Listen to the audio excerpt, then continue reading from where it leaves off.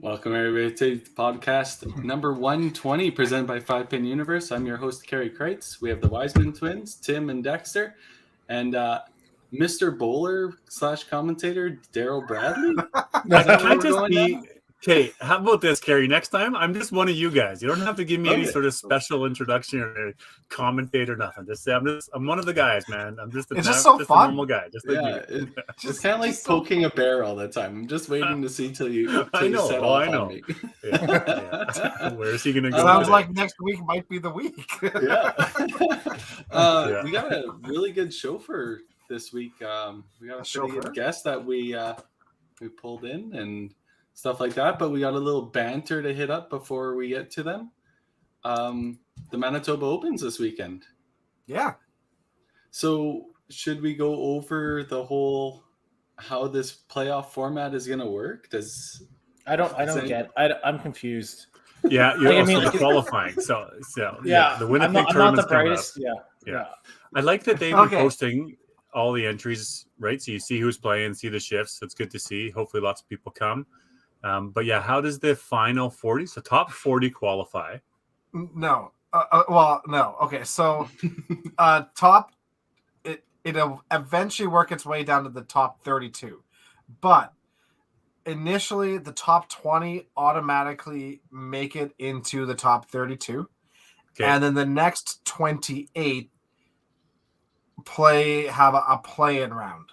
Okay, now if I'm reading this right, what happens is they split it into 4 groups of 7 people. The 28, right. 21 through 48 go into 4 groups of 7. Right. And then I believe it runs like Heritage would. So I believe it's a round robin between them. Okay. Plus 50-point bonus for each win. Yeah, 50-point bonus for each win, 25 for a tie. And then the top 3 from each group move on to the next round. Is that right? So this is like kind of a combination of every tournament out there. Let's just put it all together. Do we want to watch the promo video? Maybe. Yeah, let's do that. That's a good call. Here we go. Pump it up, Winnipeg. Here you go. Yeah. Is there a bomber singing it? Wow! Look at this.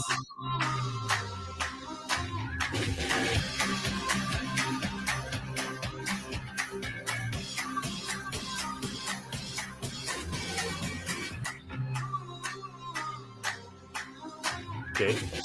Groups play a 3-game round robin.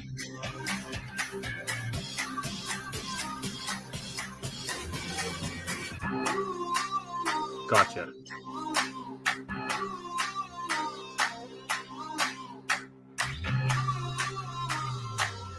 .32s into 4 groups of 8.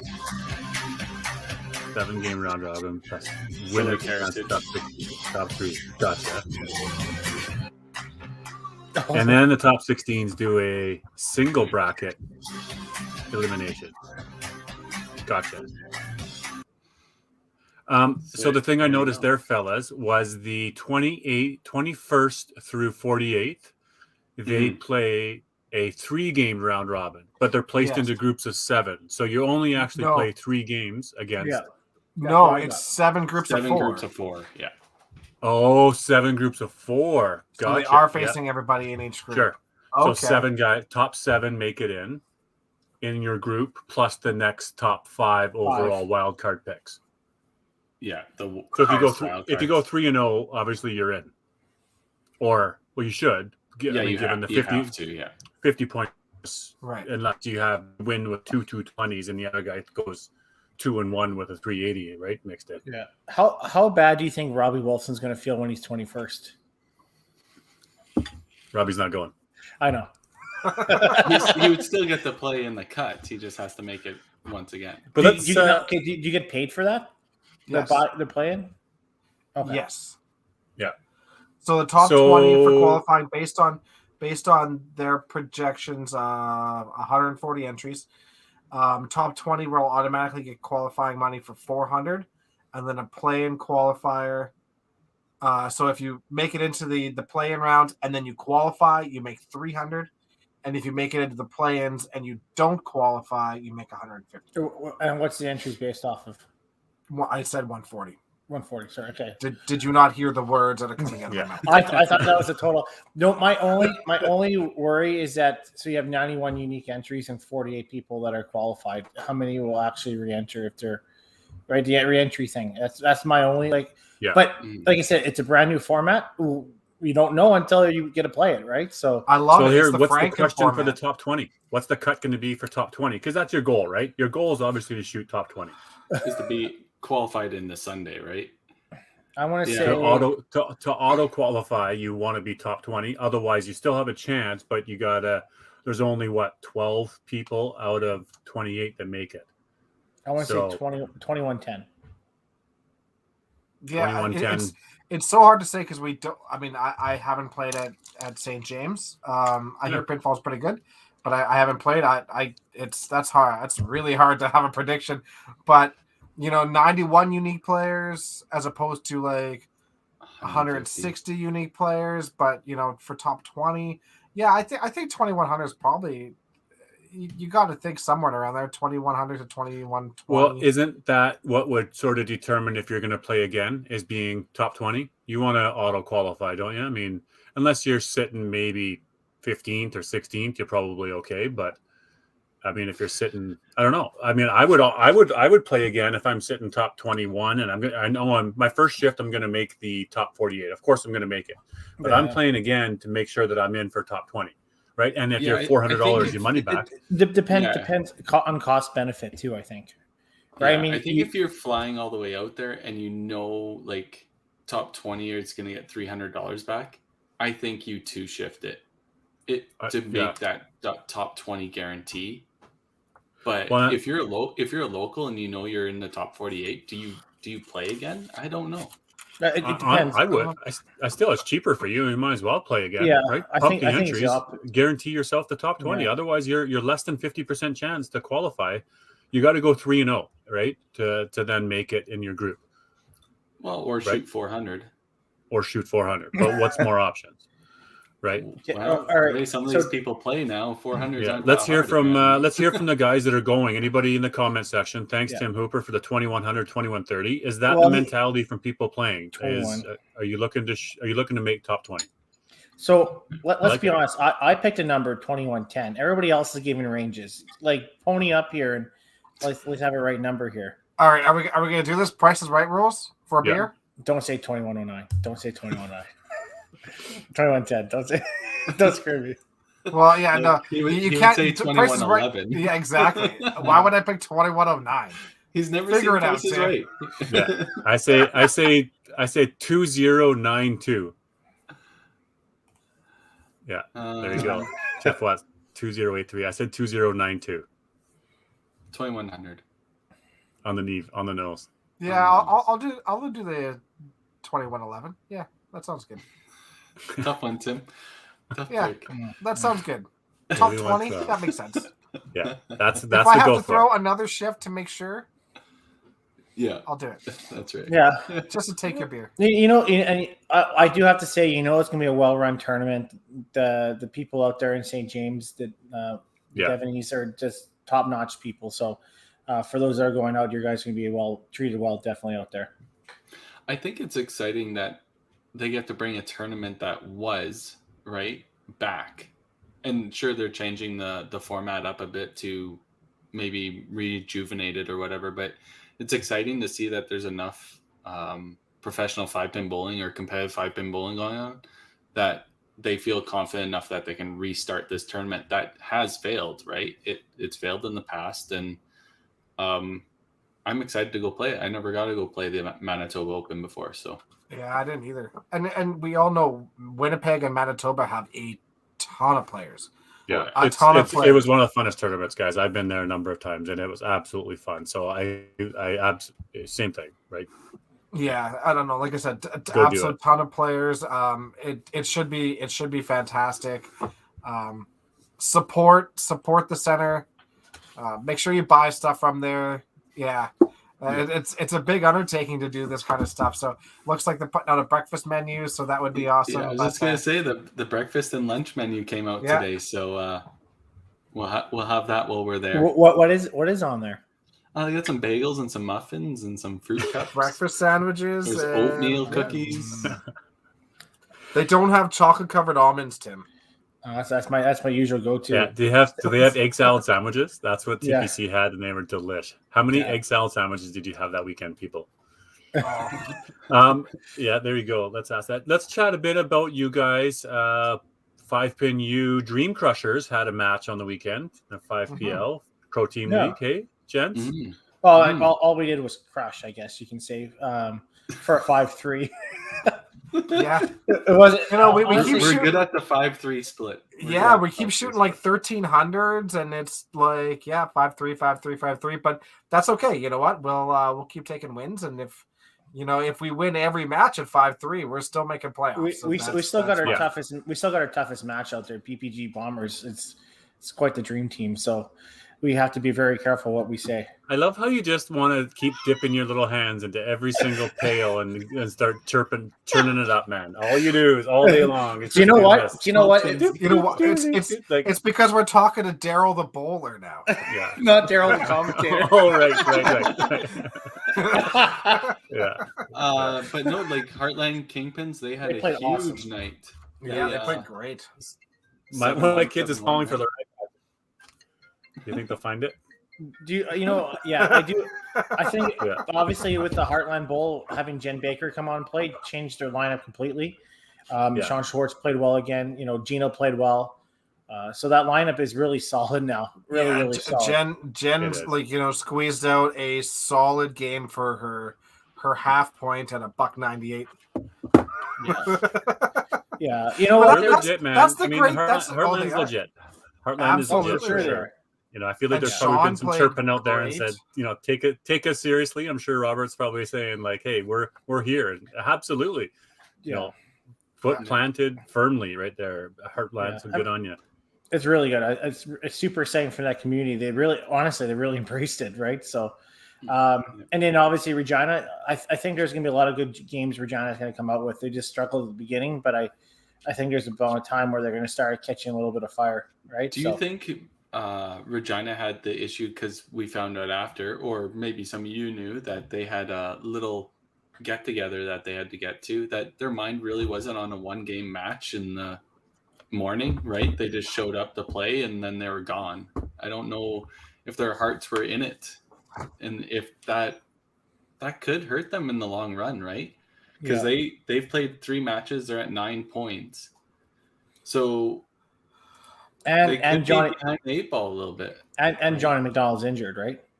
He's still not able to play. So that's one, and that's the same thing with Paradise. I mean, no injury, but two times in a row when they played their weeks, we only had 5 people. They had nobody to sub in, right? That doesn't help the situation out too, right? Yeah, you're right. Paradise, obviously, too. The no sub there. Yeah, that was tough. It was tough. The unfortunate part about 5-Pin is that you get onto a string of punches. Sometimes it's really hard to get off of it. That doesn't mean that you're playing bad. It's just sometimes you just can't get off the middle. And that's the great thing about having the pull, is that if you get into those runs, you can make that change. And if you don't have that pull, that you're behind the 8 ball for sure. So it's probably our job as commentators to let them know what they did wrong, probably too. Right? I'm sure Kaplan wants to hear it. Like, what do you think about the lineup? What do you think about the players? What do you think? I'm sure he's sitting there thinking, I can't wait for the guys to talk about that on Wednesday. Do you know what? Honestly, what we can talk about, and maybe people don't know, there was a little bit of an issue with a foul line. We found out Paradise Lane don't turn on the foul lines, and maybe that's if anybody's fouling, Tim. Like, you know what? Sure exactly. The only time there's going to be a foul is if somebody goes flying across the foul line. Best part was Kaplan. Kaplan messaged me and he's like, "So where do we foul?" I was like, "You got to look at the video." So he starts looking at the video, trying to find the foul, and there was nothing. I think the coach there for that weekend for the Marvel might want to be looking, behind his shoulder. There's some job improvement to me to be happening there. That's not. Yeah. we said it during the show. We said it during the show, but I think they made some lineup changes or mistakes in that series for them. So, anyways, Curtis, you can text me, buddy, and we can talk about it when you hear about this. What do you mean, man? What do you mean? Yeah. So, if people want to know what we're talking about, it's the 5-Pin Universe Team Pro League that is running all season long. You can go to 5pinuniverse.ca/Pro Team League, or just go to the website and click on the 5-Pin Universe events, and you can see all the league stats, some of the individual stats, the team stats, all that good stuff, and follow along and watch all the shows that have been. We're 6 shows in already. The 7th show is not this weekend, but next weekend. It's going strong, and a lot of the teams are playing really good, and there's some teams that need to pick up their socks a little bit. Oh, here. I think we have, here you go. Yeah. I think we currently have 4 guys averaging 280, and then Carey. I'm just here just so I don't get fined. I've only played 14 frames though, so yeah, that's okay. It is what it is. Carry the commentator. Yeah, carry the commentator. The 5-Pin U press. Yeah. The organizer. Yeah. Guys, just go to WCBtour.ca and look at the points and look who's leading the pro tour. Yeah. Just look at that. Don't worry about my team record. So all boys about you. Moving on. Time to pay some bills, right, Carey? Yeah, let's pay some bills. So you can become a patron of us at patreon.com/5pinuniverse for as little as $2 a month. And you can help support us to bring these weekly podcasts, these weekly special guests, and hear about all the history in 5-Pin and the future of 5-Pin as well. And then once again, we want to thank All Star Bowling Sales for being our weekly sponsor. We're going to run their quick commercial, and then we'll bring in the guest.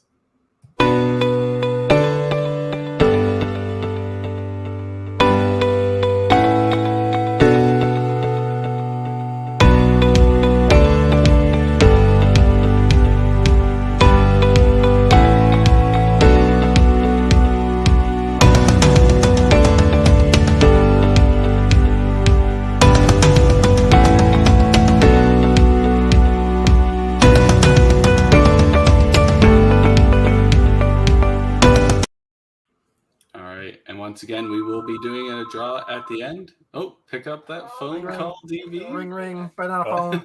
Somebody wants the cleaning services. Sorry, boys.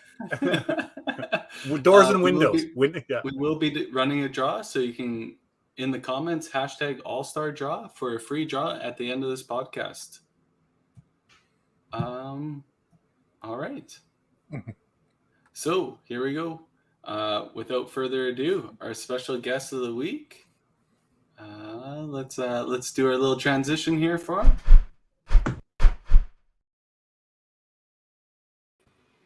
Mr. Bill Douglas, welcome to the show. Hey, thanks. Appreciate the invitation.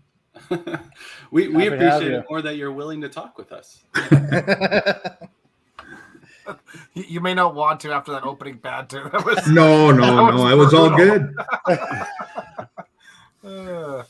So how are things? Good. Really good. Good. No, enjoying retirement. So awesome. What did you do before retirement? Well, I owned and operated a bowling center, but I guess by trade, I was a civil engineering tech. Okay. I worked for the province for 10 years and then worked for a couple of private companies in Canmore. Did that. Awesome. I feel like tonight we're just sort of gonna work our way into a magical history lesson here of the bowling world, Bill. We were pre-talking before this, and I know you've got a lot of names and stories and some good things to say, and some of our famous names. I think there might even be a Bruce Mortar story coming at some point. So there might be. There's some teasers out there for the people watching and listening. There's going to be some stories Bill's going to lead us into. I'm sure you went into the database when Tim confirmed you as a guest for us. Like, okay, what stories can I tell and what stories can I not tell? Yeah, there's quite a few that we'd have to save for a private conversation, but Perfect. That way we can harass them later too. Yeah. I love it. I love it. Well, why don't we start, Bill, with you have any thoughts on our earlier discussion that you were listening in on the Manitoba Open? I'm not sure if you were ever able to make it out there or anything like that. No, I don't think so. Regina, Saskatoon went to a few times when I was bowling and participated, but I was always kind of just donating my money. I was okay, but not good enough, So right. But that was a really interesting format, not one I've seen before. That's for sure. Yeah, it'll be a grind.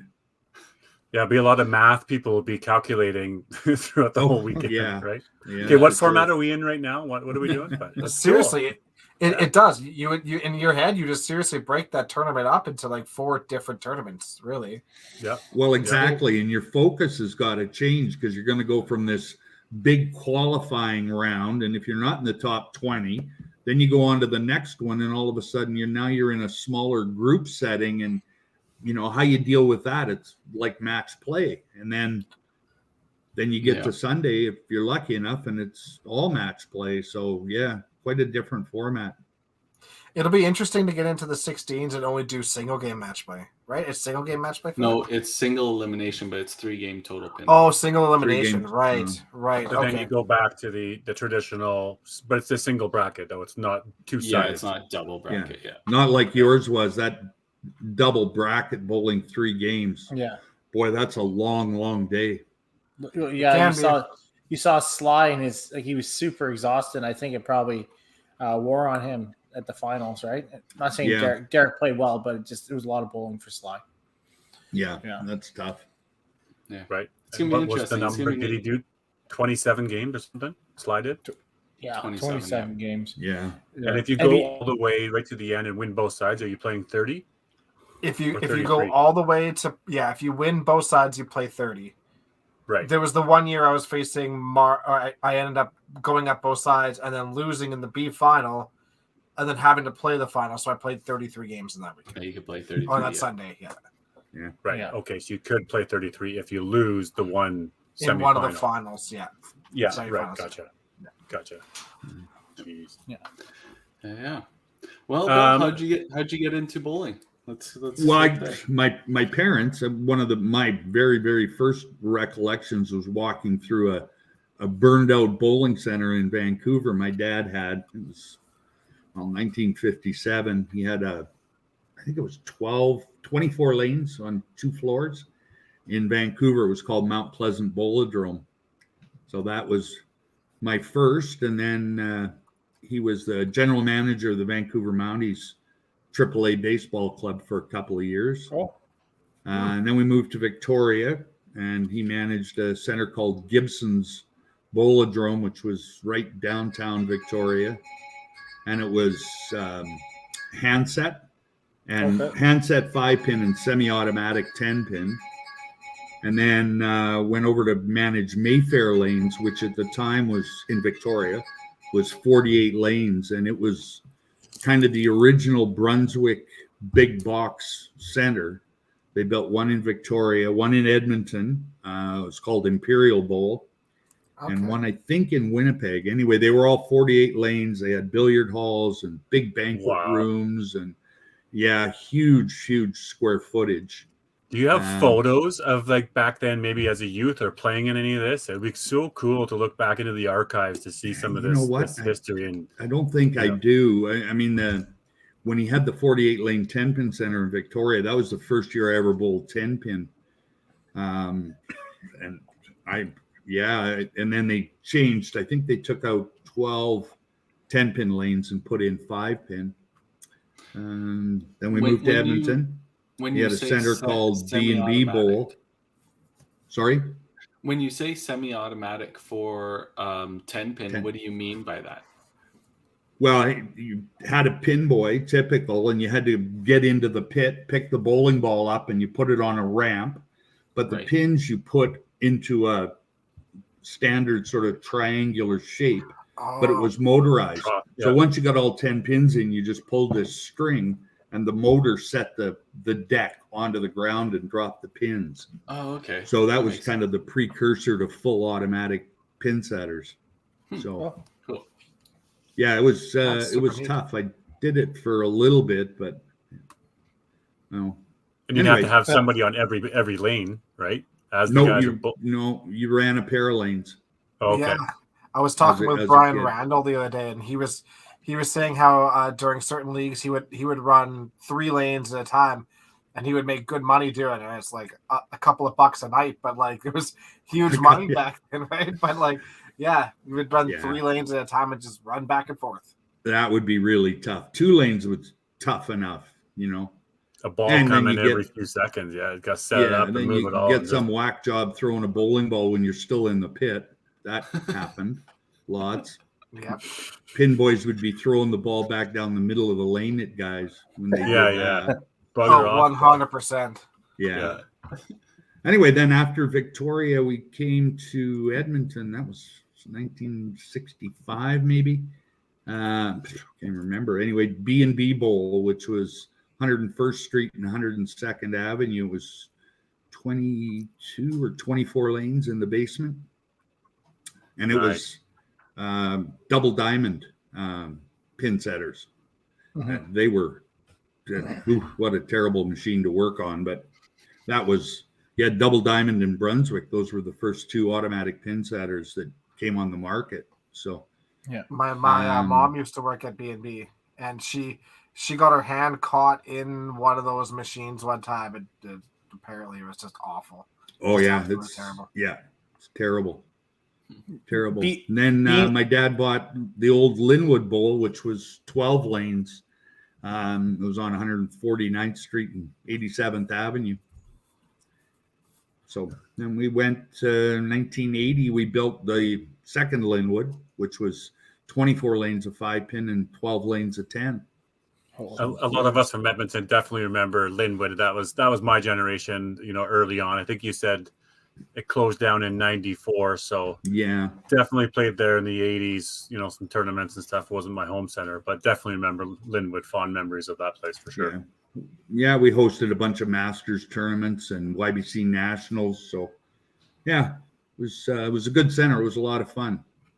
Tim, you were saying earlier about a booklet you received from Don about old centers. What was that one about?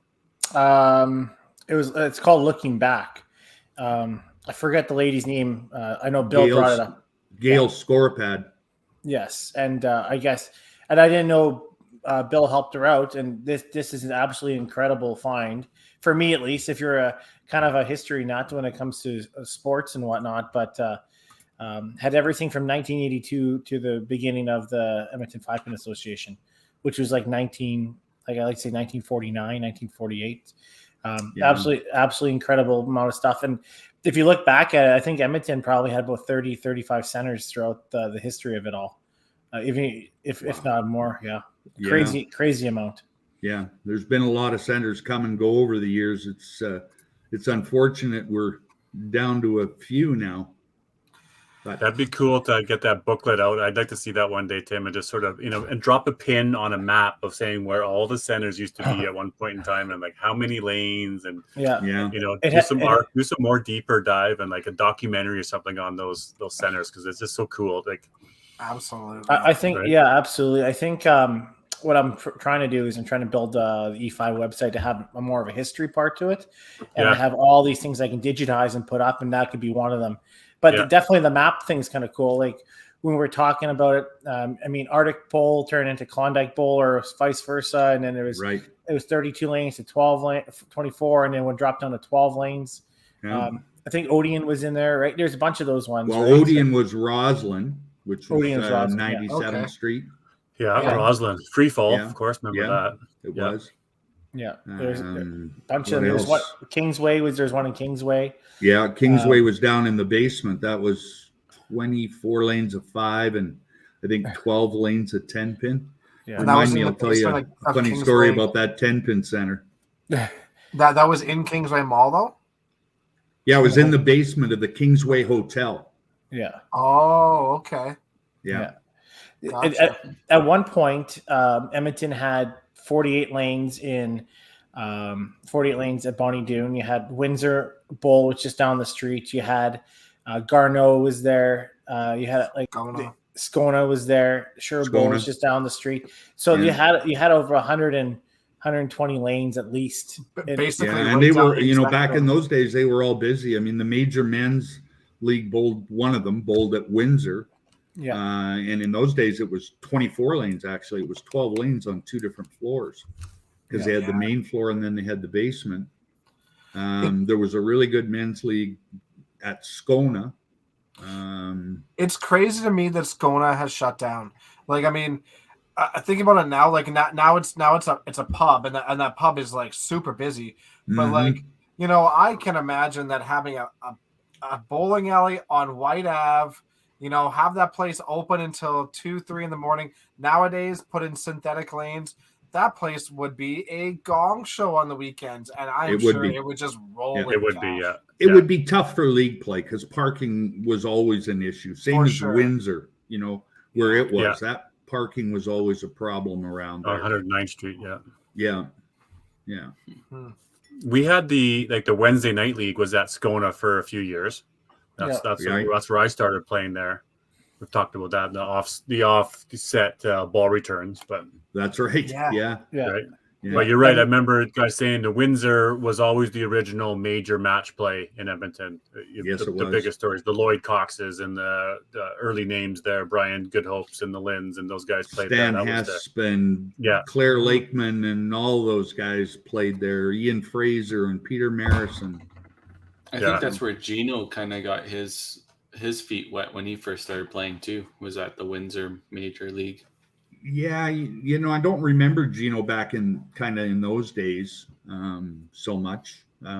Probably met him later on, but Brian Goodhope, I think, got his start in there. Brian got his start. We were talking about B&B Bowl. So back in the day, they used to run Saturday or Sunday, Saturday afternoons, and it was a traveling league. And there was about, 6 to 10 teams. So every bowling center put in a team. And it was 5 senior men and 2 juniors. And you bowled 4 senior men and 1 junior. And you could sub in and out. Anyway, Brian Goodhope and I were the 2 juniors on the B&B Bowl team. So that was my first kind of meeting with him, would have been, like 1966, 67, somewhere in there. Yeah. But it was great for a junior to get involved and see how good the senior men in this city were back in those days. Sort of like our pro challenge. I mean, not as often playing on a week to week basis, but that's sort of why we do the pro team challenge, right? Or the pro, what is it called? The pro challenge with the E5. Yeah. Where we bring some kids in and then we pair them up with pros or whatnot to get them customized and learn how to play. Yeah. It was great. Yeah, no, Brian Goodhope was one of the best, and he was from B&B, I do believe. You're right. Yeah. Yeah. Well, I think he worked there for a while, but that's where he got his start, and he was a maniac for practice. He'd come in when he could get away from work, but seemed like it was be 2 or 3 times a week, and would just throw balls and kind of work on his game and talk about stuff. So he's a smart guy and smart about bowling. Yeah. Nice. So when you own Linwood, do you have any characters that you remember from there or any good stories? Oh, yeah. I mean, there's quite a few. A 10-pinner. This goes back even further. When my dad had B&B Bowl, this guy showed up one day with 10-pin balls, and he'd been staying at the King Eddie Hotel, which was just around the corner. And he got in a cab and asked the cab driver to take him to a bowling center. The cab driver didn't know any different, so he did almost a U-turn because King Eddie and B&B backed onto one another. There you go. Yeah, and so Stan had to haul Stan Onstead by name. He had to haul his bowling balls downstairs into B&B, and my dad said to him, son, you're in the wrong place. Those balls, you could throw them once, but they'd never come back again. Yeah. So did he stick around and play? No, he didn't bowl 5-pin. So that was one of the best tournaments we ever ran. We used to run a 5 and dime, we called it. Oh yeah. Yeah, and so we bowled. I think it was 4 games of 5-pin and six games of 10-pin. Does that make the scores even? Yeah, 4 games. Yeah, that makes sense. 4 games would be 1,800, right? If you were perfect, would be 18. Yeah, 4 and 6. And Brian would always play, and Gino would always come out and play, and 5-pinners always won it. Almost always. Right? Because 5-pin's a game of accuracy, for the most part. Yeah. And talk about hitting boards. Well, 5-pinners split dimes is more the language I would use. And so their accuracy, they just throw the ball fairly hard down the middle, pick up their spares on 10-pin, and then the 10-pinners, trying to throw big hooks. Well, they'd be throwing the ball between the 3-pin and the 5-pin, and they just not really a chance of winning it. So, but it was always a fun tournament. So. Sounds like a competition brewing here somewhere. Pretty sure Bill's got some connections for us too, so that works. We've got the wheels turning here, don't we? Right now, how do we drop in tournament, boys, or what? Yeah. Well, I don't know. You could set Sherwood Park. Can't you put different bodies on and run 10-pin strings? No, they're not convertibles. Oh. Yeah, no. We'd have to rip out the whole machine and put it in a different machine. That wouldn't work so well. Well, St. Albert. Yeah, we can do St. Albert. St. Albert. Yeah, we can go see maybe Adam Weber can be your pin boy and you can set up some pins maybe. Oh, we could do it at Fort too. Yeah. Fort, six lanes, 6 lanes, 8 lanes. Yeah, they're convertibles. Yeah. They are. Yeah. That'd be fun. Interesting. We're all like, how do we make this turn? How do we make this work? Yeah, it can't be an Edmonton 5-pin one because it's Edmonton 5-pin. Yeah. It's got. I don't. Yeah. Run a private tournament. First tournament. Yeah. First live tournament instead of virtual. That's right. So, did you bowl YBC as well, Bill? And obviously, mostly, did you start playing 5-pin when you were first young? That's all I bowled until Linwood opened in 1980. So I was always a 5-pinner. Gotcha. I got my master's. I think 1970 was when I got my master's. 1980. I guess 1980. I got my master's and coached, did all that. But 5-pin was really the game I grew up on. But my sister was the much better player. She won 2 national championships, YBC. She was the first person to have a chance at a Triple Crown. She won bantams in 66, juniors in 68, and then finished second in 1970 in Winnipeg. And back in those days, YBC was a Peterson point format. I don't know if you're familiar with that. Yeah. So you get wins plus you get bonuses for your pinfall, right? Well, she ended up her and whoever won it were tied, and I think there was 2 or 3 pins difference. Otherwise, Maryland would have had a Triple Crown. So, she was a much better bowler than me. But wait, and we did. My dad used to always say, "Well, you want to go and play against the best bowlers," so we would always put us into the city team trials, much to the chagrin and disgust of some of the older generation of 5-pinners because they didn't want kids in that tournament, right? It was just kind of unheard of. Well, no, you don't bowl in it till you're an adult. But what was the Edmonton team trials, or where did you advance to? That's you made the Edmonton team to go to the C5 championship. Gotcha. Right? So that's what it was. You played as a team, though. No, it was singles. Gotcha. It was all singles. But there was no age requirement then. You were still able to play at any time. Yeah. They didn't really have it on the books that way. They didn't like it, but they let us bowl. They wanted our money.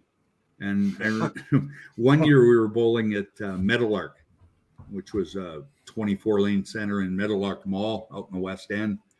And it was a really, really nice center, double diamond free fall, but it had a reputation as the absolutely the toughest pinfall anywhere.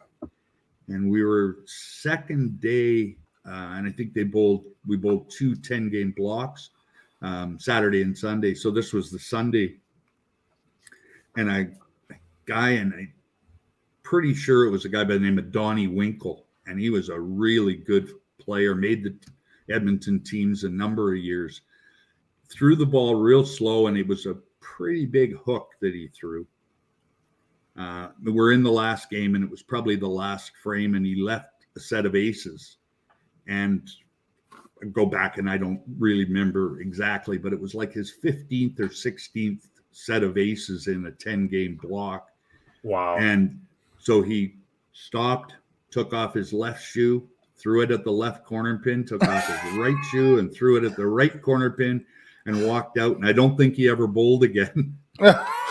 Wow. Can you imagine, guys? Yeah. Could you guys imagine? Yeah. Throwing 15 sets of aces in 10 games? Yeah. I might have exaggerated, but it was really, really tough pinfall. Oh, don't go back on that now. It's okay. Oh, okay. Maybe it was 30. I don't know. No one will be able to fact check you. You're fine. Well, what's the number? Like, what's the magic number for you guys to take off your shoes and chuck them and say, I'm done? 6, 7, 8? 3.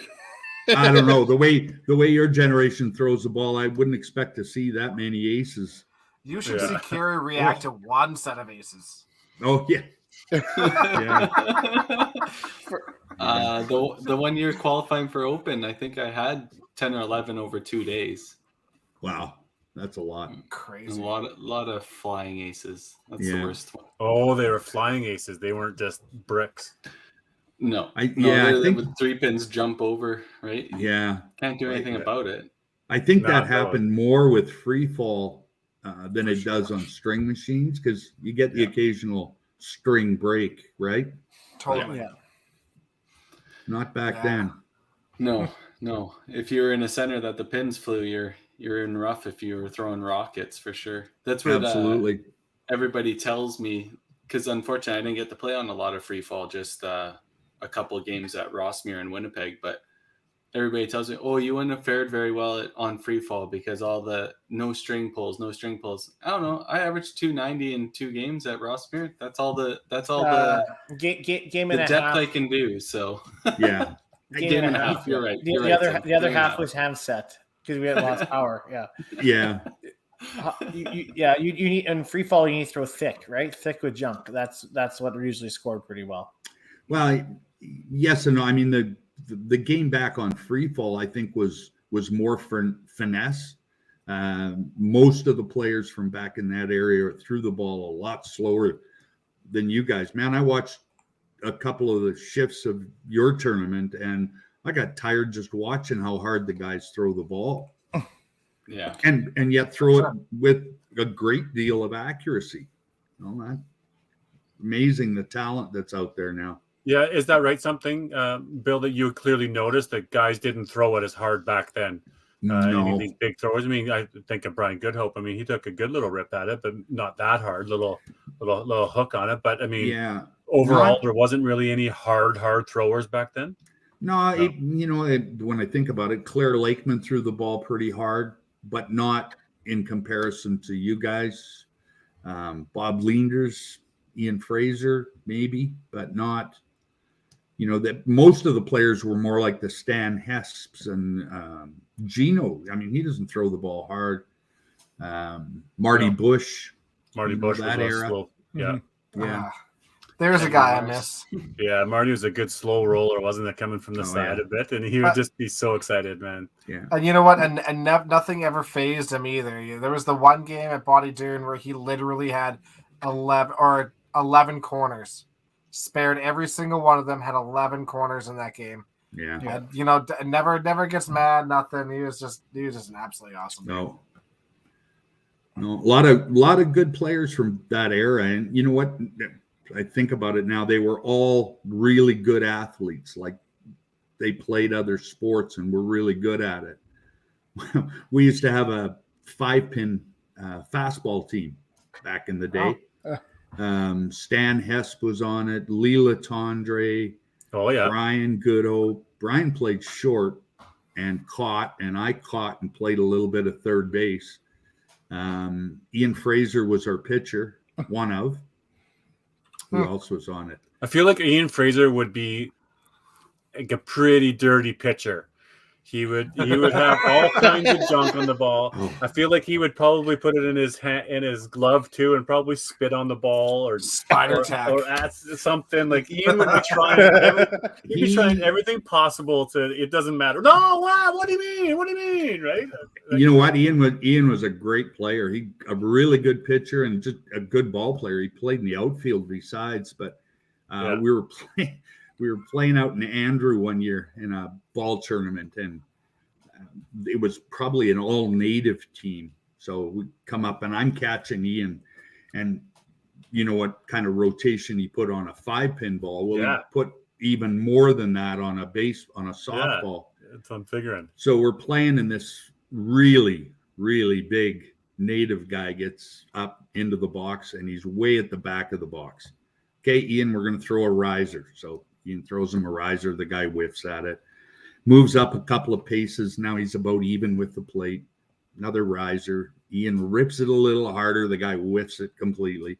Now he's right up at the front of the batter's box. So, okay, Ian will throw a drop. No. Okay, we'll throw a curve. No. Knuckleball. No. Gonna throw him another riser. So Ian rips on this ball and riser, and the guy foul tips it, catches me right between the eyes. So that's fine. I stagger it off, and I catch one, and one ball I throw over Brian's head at shortstop, and the next one I catch behind the plate, and I throw it over Lee's head at second base. And anyway, they pulled me out. I had a concussion and a cracked skull. So thanks very much, Ian Fraser. Thanks for not listening. Wow.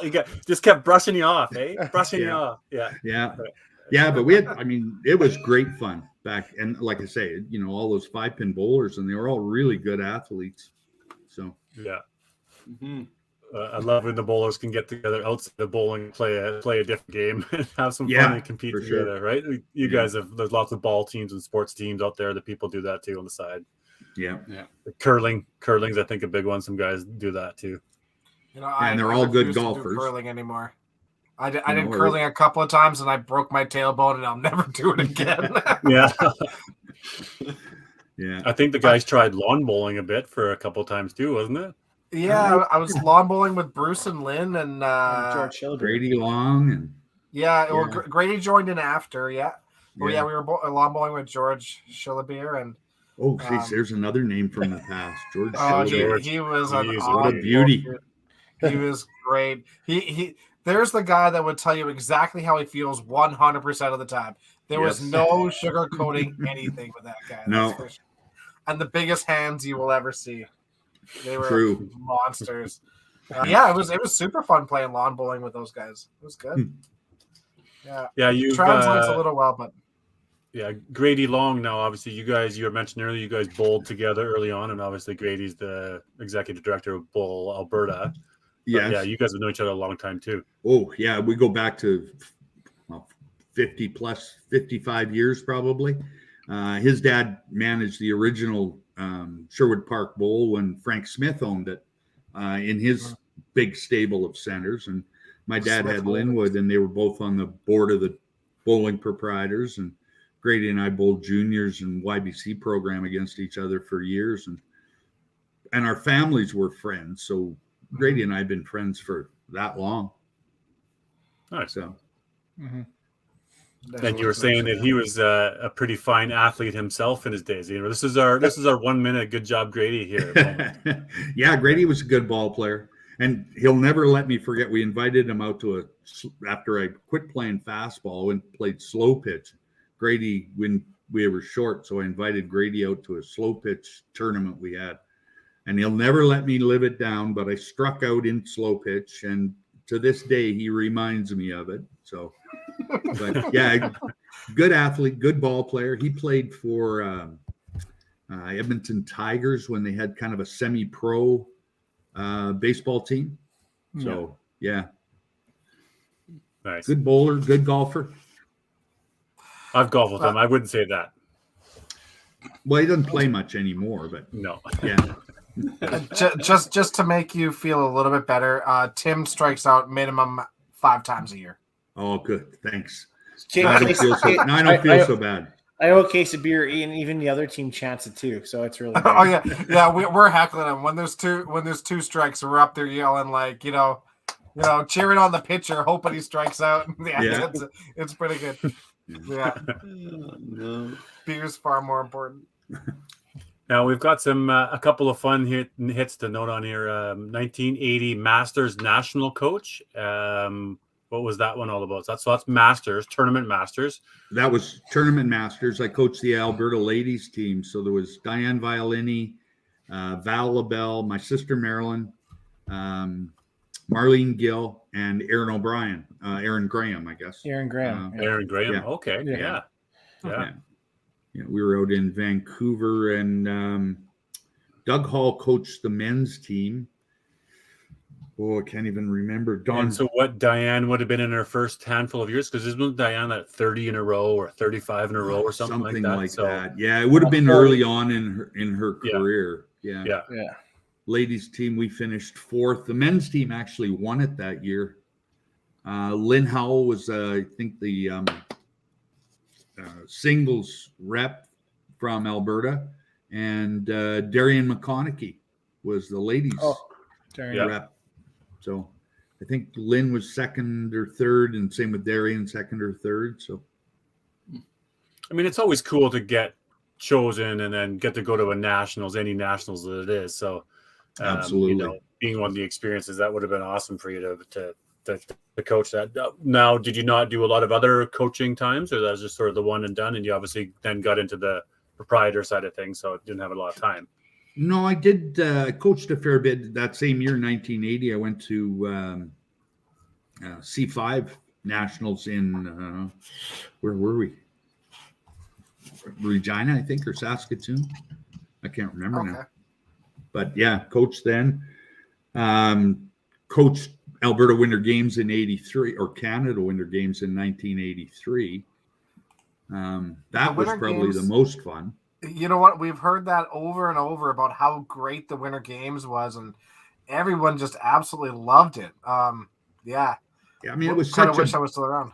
Yeah, it was such a big production. Fran Clark and I got picked by the Bowling Federation and the bowling proprietors in advance of the roll-offs, and they were in Red Deer.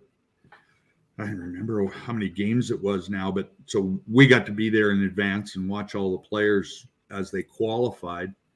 But I mean, the provincial government was so good. We got absolutely phenomenal uniforms, jackets, sun ice jackets, and we had to take sleeping bags with us. And then the Bowling Federation, Don Sim, they did really well and had money. So all the players got shirts, obviously. But not only that, we got the very first replaceable sole bowling shoe. It's called Pro Balance Slide. They were out of Salt Lake City. And I don't know, do you know what Lind? Have you ever seen Lind bowling shoes? Yeah, Lind's, yeah. They were at one time probably the best bowling shoe on the market. Well, honestly, these guys in Salt Lake took them and they cut out circles in the sole. And so you could replace the soles for, slide. So everybody on the team, men's and ladies teams, all got those. I feel like Lynn's bought that patent because they did that forever, where they had like just the circles on the bottom, and you could change them however you wanted. And they were fantastic shoes and durable forever. And then there was a period of time where you could get them customized in whatever colors and whatever you wanted to. But I believe that they've been bought by Hammer now. So now they're part of under the Hammer umbrella, I believe. Oh, okay. Shoes. Yeah. But Lind was a great bowling shoe. Mm-hmm. Yeah. So. I remember Casey losing one at Bonnie Doon. He took a big wood sliver through the bottom of his Lind shoe. Yeah. Casey Campbell did? Really? Yeah. Yeah. Winter Games was fun. I mean, I look back, and not only the guys that were on our men's team and the ladies team, but some of the players from other provinces who were there as youngsters, and now I saw them after that on CBC and TSN, and I mean there were some of the best players in the country, and I don't know if they got their start at Winter Games, but they were certainly there.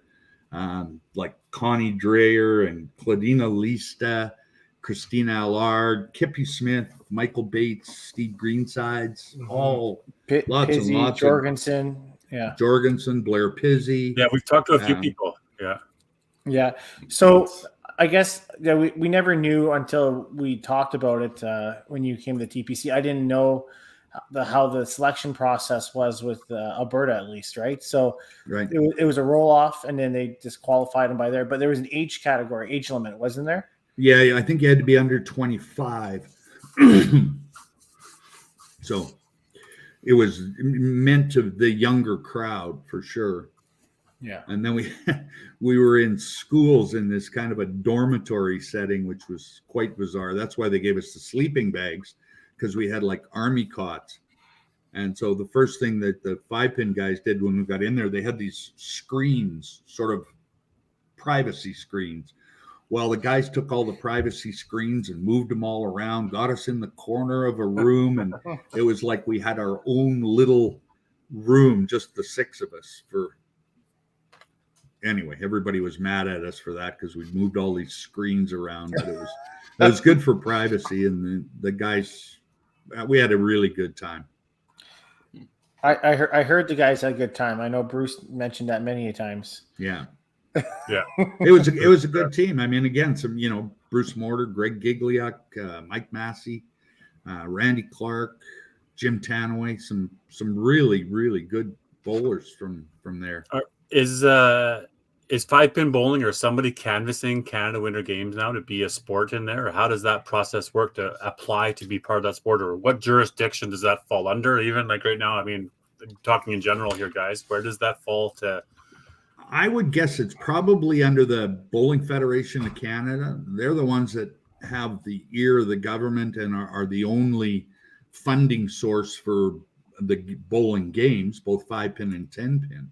Mm-hmm. And the proprietors aren't involved in that BFC anymore. So all the money stays in 5-pin and 10-pin.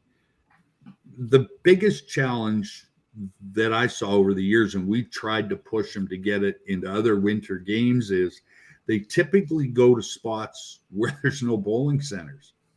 Yeah, I'm just looking it up right now. It says 2023 is in PEI, which has centers. They're just limited. That's right. Well, it was no different in Chicoutimi Jonquière.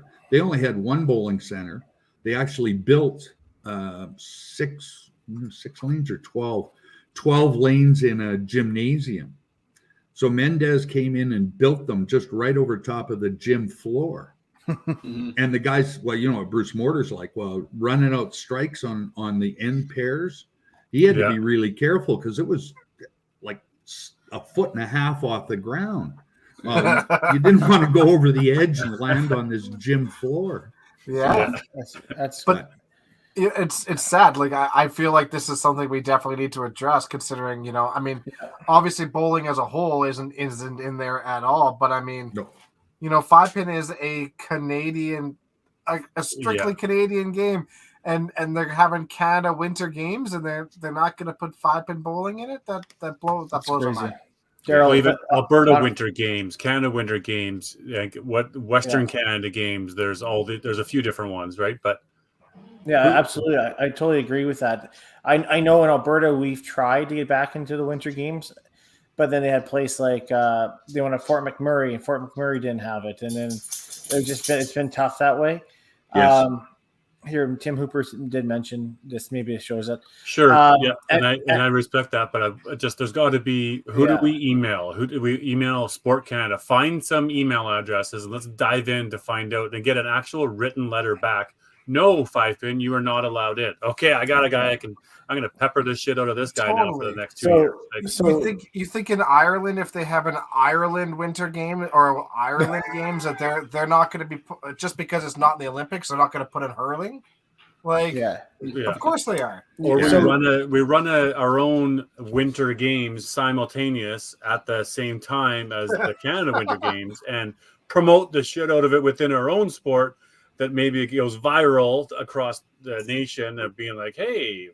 That'd be, you know what? That'd be something to take back through the Alberta 5 to the Canadian 5 to push it. Do you think if we showed up wearing tracksuits and stuff and just walk into the closing ceremonies, do you think they would know any different? Just go. They might notice. They might notice. Bowlers are very noticeable wherever they go. So I think that was the first that Canada Winter Games was the first year that we ever had cowboy hats. And I know when we walked in on the opening ceremonies, everybody looked at us like, "What's going on here?" Including the rest of the Alberta team, because it was just the bowlers who had cowboy hats. Oh, weird. Of course, it makes us look weird. That's a way to get noticed for sure. Just roll in with tracksuits and cowboy hats. Chelsea, there you go. Chelsea brings up a good point. BC Senior Winter Games, yes. So Daryl, there is tryouts in January if you want to join. Alberta has plus 55. It's club 55, Yeah, but you have a few. It's 55. There's a 65 category. There's 75 and 85. So there's plenty of time for you, bud. I don't know if bowling is in the club 55 for Alberta anymore. Is it? It is. Yeah. There's tryouts. It is still. Yeah. Good. The crazy thing is, 6. we ran it the nationals. At some point, I think it was about 5 or 6 or 7 years ago. And it was crazy that we talked to the organizers and they were expecting deaths from the old people. Like they said, we were expecting 1 or 2. And the 100-year-old lady playing javelin passed away while she was playing. And so, I mean, what a way to go, though. What okay, next. When is the next Alberta Winter Games? Do you have that, Dex, or Alberta Winter? What were you looking up there? When's the next Alberta Winter Games? Or no, I was looking up the Canada Games. I have it. Or in Prince Edward Island. Alberta 55 plus Winter Games, Edmonton, April 7th. Not the 55 plus ones, the regular ones. Alberta Winter Games is held in the regional municipality of Wood Buffalo. It looks like the 2022 Winter Games have been canceled. Yeah. It has been We're canceled. supposed to be held in Wood Buffalo. Which is Fort McMurray. Which you could have. I mean, there's a new bowling center in McMurray, so you conceivable you could have been part of. Yeah. But you'd maybe for the first year do it elsewhere, promoting it, and then saying we want in, and look at the attention that we garnered this year. While you were running your entire event, we did this. Yeah. Right in Edmonton or wherever else. So maybe rather than we're not going to get hotels and going to get space, you're not going to go into their home space, but the same weekend as to run something would be potential. Anyways, big picture thinking here. Yeah. What else as far as so then chairperson of a nationals we see too. So you started sitting in on the board of directors and started doing some of that, outside of the work, Bill, as well, getting involved. Yeah, I did. I mean, I was on the Alberta 5-pin board for a while, and I actually ran the YBC Nationals in Calgary in 1980. I was chair of that. Then when I got more involved in the proprietors, I was on the board of directors as vice president and president, national 10-pin chairman. So I stayed heavily involved and, still kind of in the Masters and did a little bit of coaching. And is that, it's not for everybody doing the volunteer outside your normal. No. What drew you to want to be involved with all those boards and all those types of things that you're in? Why would you want to do that? Probably a little bit to give back. I mean, I think that comes from my dad, because he was always involved and always on the board of directors, bowling proprietors, and, baseball stuff that I played in, he was always involved. And so it probably came by that fairly honestly. And I enjoyed doing it. It was a way to give back, I think. Bowling pretty good to me over the years. So. Yeah, and fair to say also it's a way to understand the actual operations of the sport and the governors. And, it's the reason part of I do it, so that I have an inquisitive mind that I need to understand it. Yeah. So before I can make comment on it.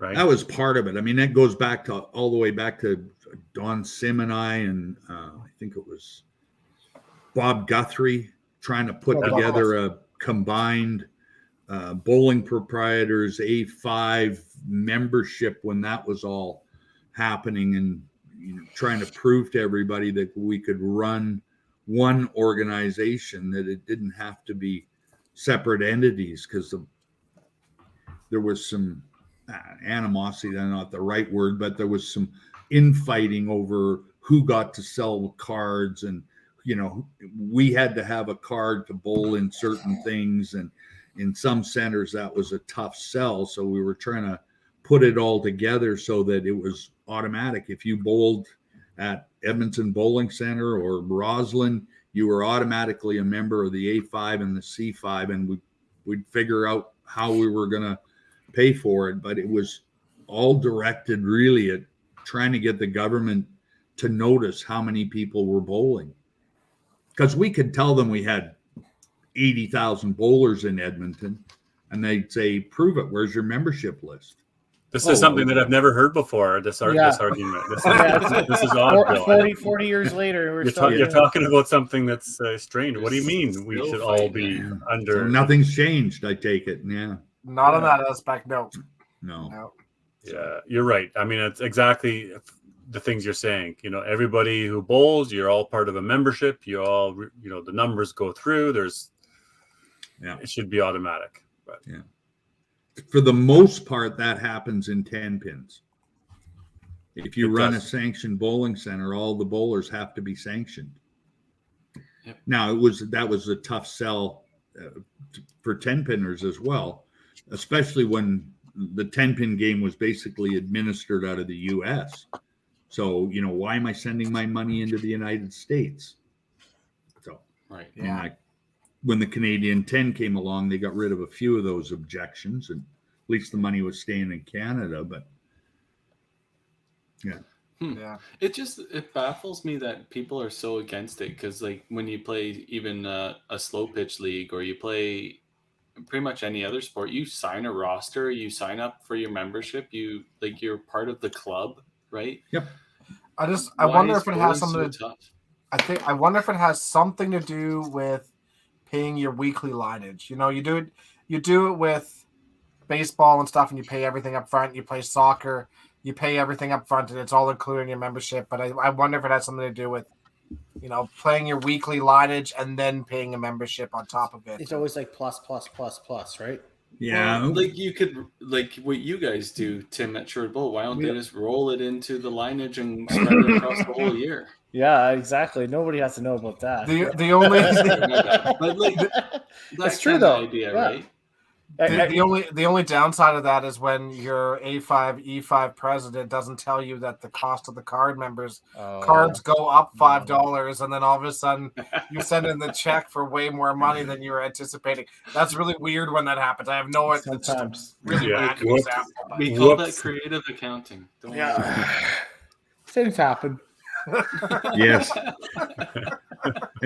And they've been happening for 50 years. They'll continue to happen, it seems. Oh, I think so. You're right there, Bill, for sure. But yeah, I totally think that is something that everybody should do. Just build it in, have it go. Then everybody can play in everything, Exactly. There was a center that we heard of a little while ago. I don't know if they're still doing it, but it was like 10 years ago, and I'm not going to say names of where it was, but they were selling memberships, and it was selling memberships to their center for these tournaments. But all of a sudden, like, it was like $45 or something, so that they were allowed to play certain events. But that was also Bowl Alberta and all these other places that don't charge a membership. So then it's like, where is that $45 going? The C5 or the A5 membership was like $12. Where's the rest of that going? So that was interesting to me. Yeah. But that would be the tough spot for other centers when you get comparison. And the other thing that always came up as well, I bought my membership at Sherwood Bowl. I don't need one at Edmonton Bowling Center, but you're charging me for it. So it was tough to build it in sort of on a weekly basis, right? Yeah. Because if I'm 2 leagues or 3 leagues, well, you're building it into 3 leagues, not just one. Exactly. I guess. But tough luck. Yeah. Money. Can I get my $8 back, please? Yeah, exactly. It ultimately can I means get my another $8 back 50 because I cents a bowled in 2 person. weeks? Well, it's more than $8, but yeah, we'll work on it. Yeah, you don't have the seniors card yet, Daryl. That's easy. We should come out with a commentator's card. How about some more highlights of being the owner and proprietor of Linwood Lane? Some of the cool tournaments or people through in there at all that you just want to obviously reminisce a bit about Linwood, Bill, for a bit. Yeah, we did. We ran a lot of really cool tournaments. Like I said, the 5 and dime, but we also ran this buckshot, and it started, I think, on the 10-pin side. So what it was, you had to get a certain number of strikes to qualify, and then it was, okay, we're going to start on lane 1, and you bowled till you didn't get a strike, and then sort of the last man standing. I can't remember what it was. You had to get 3 in a row or something to win the pot. Well, it started, we ran it at 9:00 on Friday nights, and usually by 8:00 we were sold out. You couldn't get in anymore. So then we thought, okay, well, let's try it on the 5-pin side. And same thing, it went over pretty well. We'd have a pretty good crowd on a Friday night, and sometimes the pots they build up $2,000-$3,000, and then of course the pots build up like that. The more people wanted to get in, so that was a lot of fun. 9:00 on a Friday night and bowl, and then we had a lounge at the time, so hang around, have a couple of beer afterwards. So it was. I remember switched to Collingwood did that for a while and went to a few of those, and that was super fun. And obviously that's where they got the idea from. And Mike Lecoussier, making mention of the original buckshot. That's such a cool idea. It's isn't that what you did for TPC for doubles for a bit too? They did it for TPC. It was at Collingwood. Yeah. Oh, the Collingwood doubles. Yeah. They did it the buckshot way. Right. Gotcha. Yeah. Yeah, you had to throw, I think during the doubles event, you had to throw a 5-bagger. Yeah. I can't remember what it was at the end, but during qualifying, you had to throw a 5-bagger to get entered into the buckshot. Gotcha. Yeah, right. And every 5-bagger you threw got you another entry. Yeah, that's right.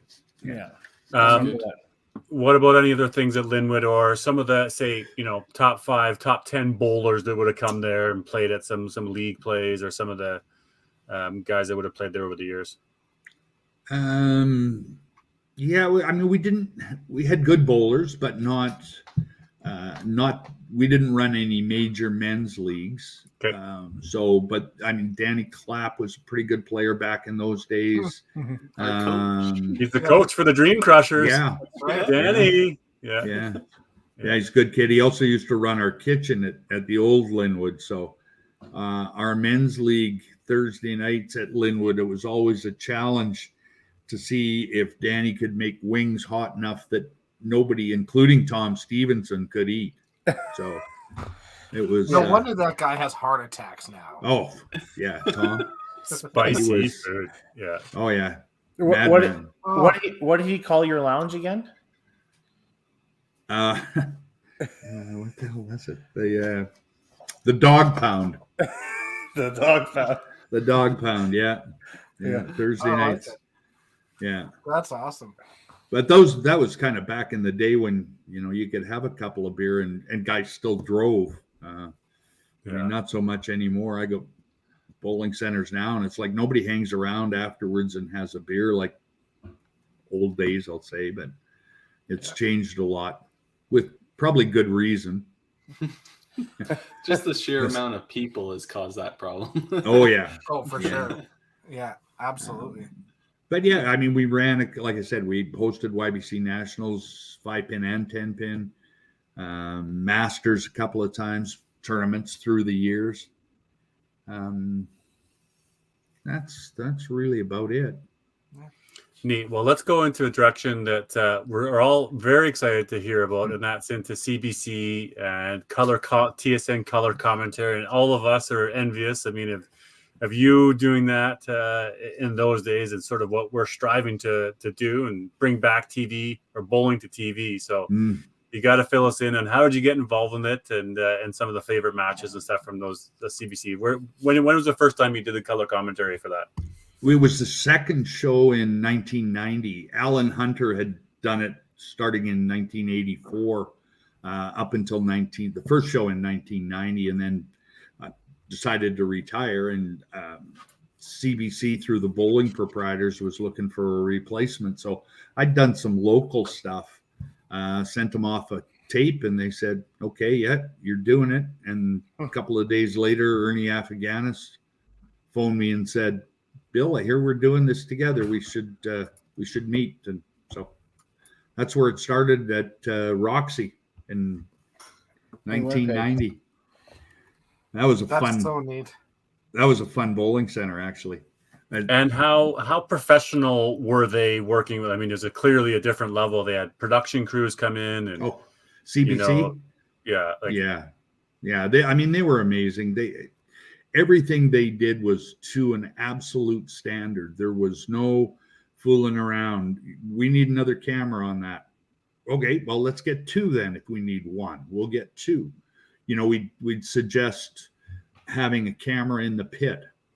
Well, they'd work on it, whether it happened that year or not until the next, but they'd work on it till they figured out how to put a camera in the pit so you could see the pinfall and see what happened. Because we talk about, the bowling ball hitting the head pin and it actually comes off the ground. And okay, well, let's put a camera there. Let's prove it. Let's prove that the bowling ball sometimes goes by the neck of the corner pin, right?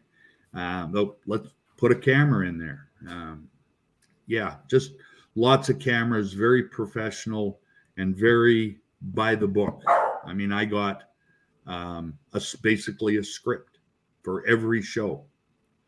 And I had to write whatever piece I was doing, the opening. So it's going to be Dexter versus Daryl. Okay. So I had 14 or 15 seconds to talk about Dexter. Then Ernie go, okay, and then his opponent is, and okay, then I'd 14 or 15 seconds on Daryl.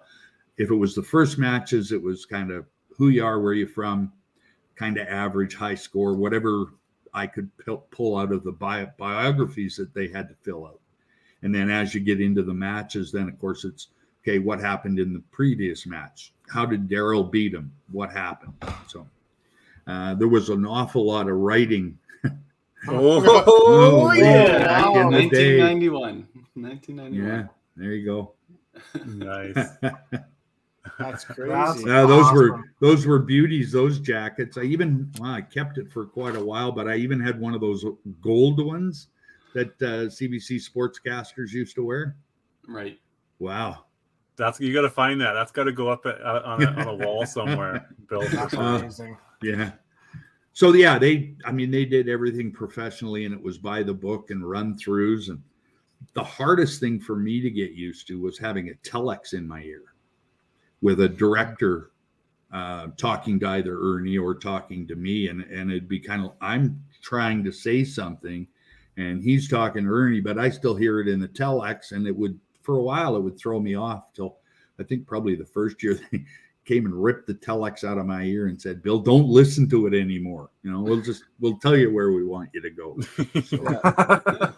So how many times did you have to do retakes, or was there any retakes?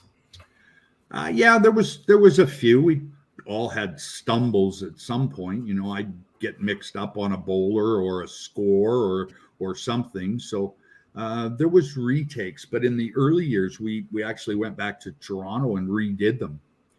We could do voiceovers, obviously not the stand-ups, but we could do voiceovers. So we did that, and then after a while, it was more live to tape, and so we didn't go back to Toronto to do anything. So. And did you have strict roles, like Ernie acted as the host MC, and then you were the color commentary? Yeah, that guy's sort of exactly. There's my role, your role type of thing. Yep. And he was good. I mean, Ernie's a phenomenal guy. And he'd been around. He bowled at the old Linwood, as a matter of fact, but he knew bowling and he was a big fan of it. So that really helped for me, and it really helped, I think, on CBC. You could tell that he liked it. So it was good.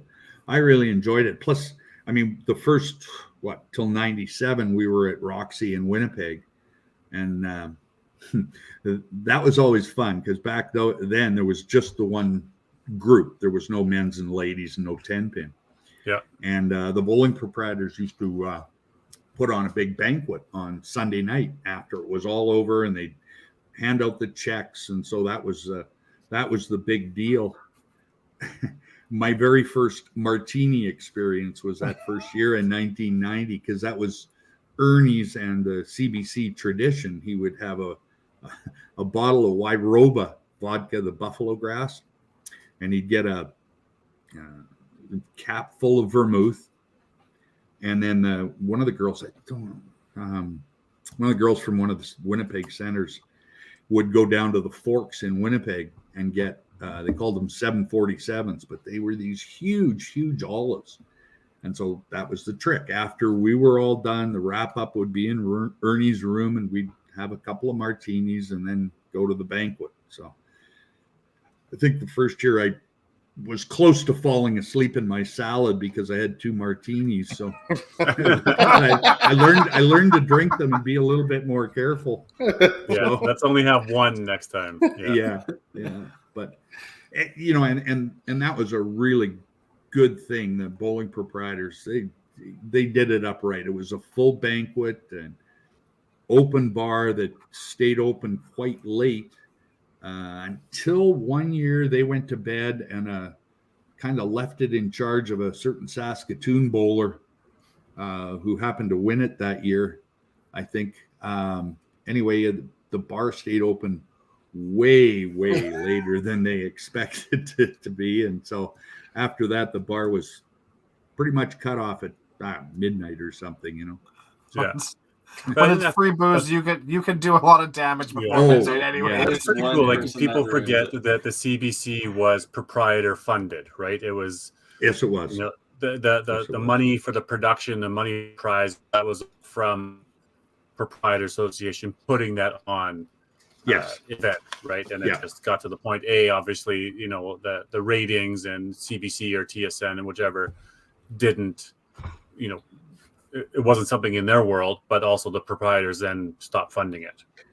Well, there was it had something to do with, it was less about ratings, and wasn't that during like the strikes and stuff too? It had nothing really to do with ratings. It more had to do with the CBC needed the proprietors to go out and get some sponsors, much like curling's done. Pinty's Grand Slam and the Scotties tournament, all those things. They needed a big name brand to be able to attach to the game. And for whatever reason, they just couldn't find it. That's really too bad. I've got to say, like, once those shut down, that's really when you started to see the big decrease in memberships across the country happen, especially in the YBC. You really started to see YBC numbers deplete after those disappeared. I think it helped. I mean, CBC was always extremely happy with the numbers they got. And I don't remember them, but I mean, we were drawn against college football and all kinds of stuff, and we crushed them all. Like, it was amazing how good the numbers were. It was just simple economic facts. Couldn't get a sponsor. So that's kind of where it went. Yeah, because the TSN kind of shut down because wasn't it the one year the Vancouver Olympics were, and they didn't run the bowling that year? Because that was the year Mark Johnstone won, I believe. Yeah, it was the Vancouver Olympic year, and it wasn't televised. Yeah, I don't remember TSN ending. I mean, the last year I think I did it was 2009 with Vic Router, and that was at the old Silver Dollar in Calgary. Right. Yeah, because we did both 5-pin and 10-pin. Right. So I think Mark Johnson won it in 2010, and it was in Toronto, wasn't it? Yeah. At Rexdale, and it was just unvideoed. Yeah. Yeah. 2010. Was that late even, eh? Yeah. Well, I did it 2009. I'm sure. was 09, and that was the last year I remember. Right. So, yeah, I think that's the last video you can find is 09. It was, yeah. So that being said, I know the old Roxy Lanes had quite some of the stories and matches in there. Yes. I know. I believe Gino threw his set of aces and spared it there, right? Yes. Yeah. Do you have any favorite moments from there, or favorite competitors, or in general that you watched over time? You know, I think I look back on it and look at the guys and the ladies who participated. You know, you've got guys like Sean Wells and Willie Orn. I mean, 6 times to make it to that stage. And, you know, Sean won it twice, Willie won it once. But guys coming out of extremely good bowling provinces with great competitors to make it that many times, like Lloyd Weens and Blair Pizzi, Cam Boone. Those guys 5 times, you know, coming out of great programs. So yeah, Dale Jensen 5 times, and he won it. Well, 97, 98, back to back, 03, and he was the runner-up in 1988. So out of 5 appearances, he finished, you know, right there every time. So there was lots of characters, that's for sure. Wayne Davies is out of Vancouver, was a guy I'll always remember. He's a great player and different from most of the guys. He threw a big hook, but he scored just out of the ballpark. Yeah, I don't know, lots of characters. And another sort of after hours story. We always stayed at the Westin in Winnipeg, and it's a 3-wing hotel, and with a central elevator. And one of the guys from Southern Ontario brought a bowling game that they used to play in the hallway at, when they were staying someplace. Well, these things had about 200-foot hallways. So it was, I think it was a softball wrapped up in tape and then bowling pins. And it was, like I say, it was probably 200 feet away. And they did the whole thing. They played games. They actually kept score. And the only problem was it was about 4 o'clock in the morning, and the security guards, you guys, time to wrap it up. So, yeah, that was a good one. That's hilarious. Yeah, that's a good new idea. You know those kids' toys, plastic pins? Yeah. Get those, a tape ball, wrap it up, and to roll it down the hallway for sure. Yeah. I'm sure there was no gambling with that either. You know, I don't think so. But my memories, you know, I'm getting foggy with age here, so there could have been a wager or two on it. Do bowlers do anything without gambling? Ooh, not that I'm aware of. Yeah. Good timing, Kerry. Yeah. But I look back on CBCs though, and you know, when you talk, I mean, $25,000 for first back in 1987, huge money. Man, that was big money, right? For sure. Yeah. Who won that one? The first one, Blair won, 1987. That was the first big money one. So yeah, that's crazy. Yeah, no. I mean, that was how long probably. Did you do the TSO? Then how long did you do the TSN ones? 3 years, I think. Okay. It was 2 or 3. I think the TSN, I recall, they had different. They had Vic Router and then different. Greg Cook. Greg Cook did it right from the start, but he did 05 or 06. Greg worked for Brunswick, actually. He owned a center in Yorkton. Yeah. But he was doing more stuff for Brunswick on their automatic scoring. And he actually moved to Muskegon to work for Brunswick down there. So, and he's still there, retired from Brunswick, but still there. So anyway, I took over from Greg. But it was Cook, spelt with a CH though, wasn't it? Yeah, it's Koch. Yeah. Okay. Yeah. And then you took over for him the last couple of years after. Yeah, with Vic. Yeah. With Vic. Yeah. Yeah. You still talk to Vic? We need to send Vic a message. And Vic, we need to bring back bowling. Talk to some. Well, if I was on a podcast this week, Vic. You won't believe we talked 5-pin bowling. No, you know what? I haven't talked to any of those guys. Ernie's still, as far as I know, he's still alive. He hangs out at the Derrick, and a buddy of mine sees him there all the time. Steve Armitage, who I worked with at the end on CBC. He retired and moved back to the Maritimes somewhere, I think. So maybe on the 5PL, we need to have a rotating lineup of all of you guys that did the color commentary. Would you come do a guest spot with us, Steve Armitage? Hey, yeah, you're a conduit here, Bill.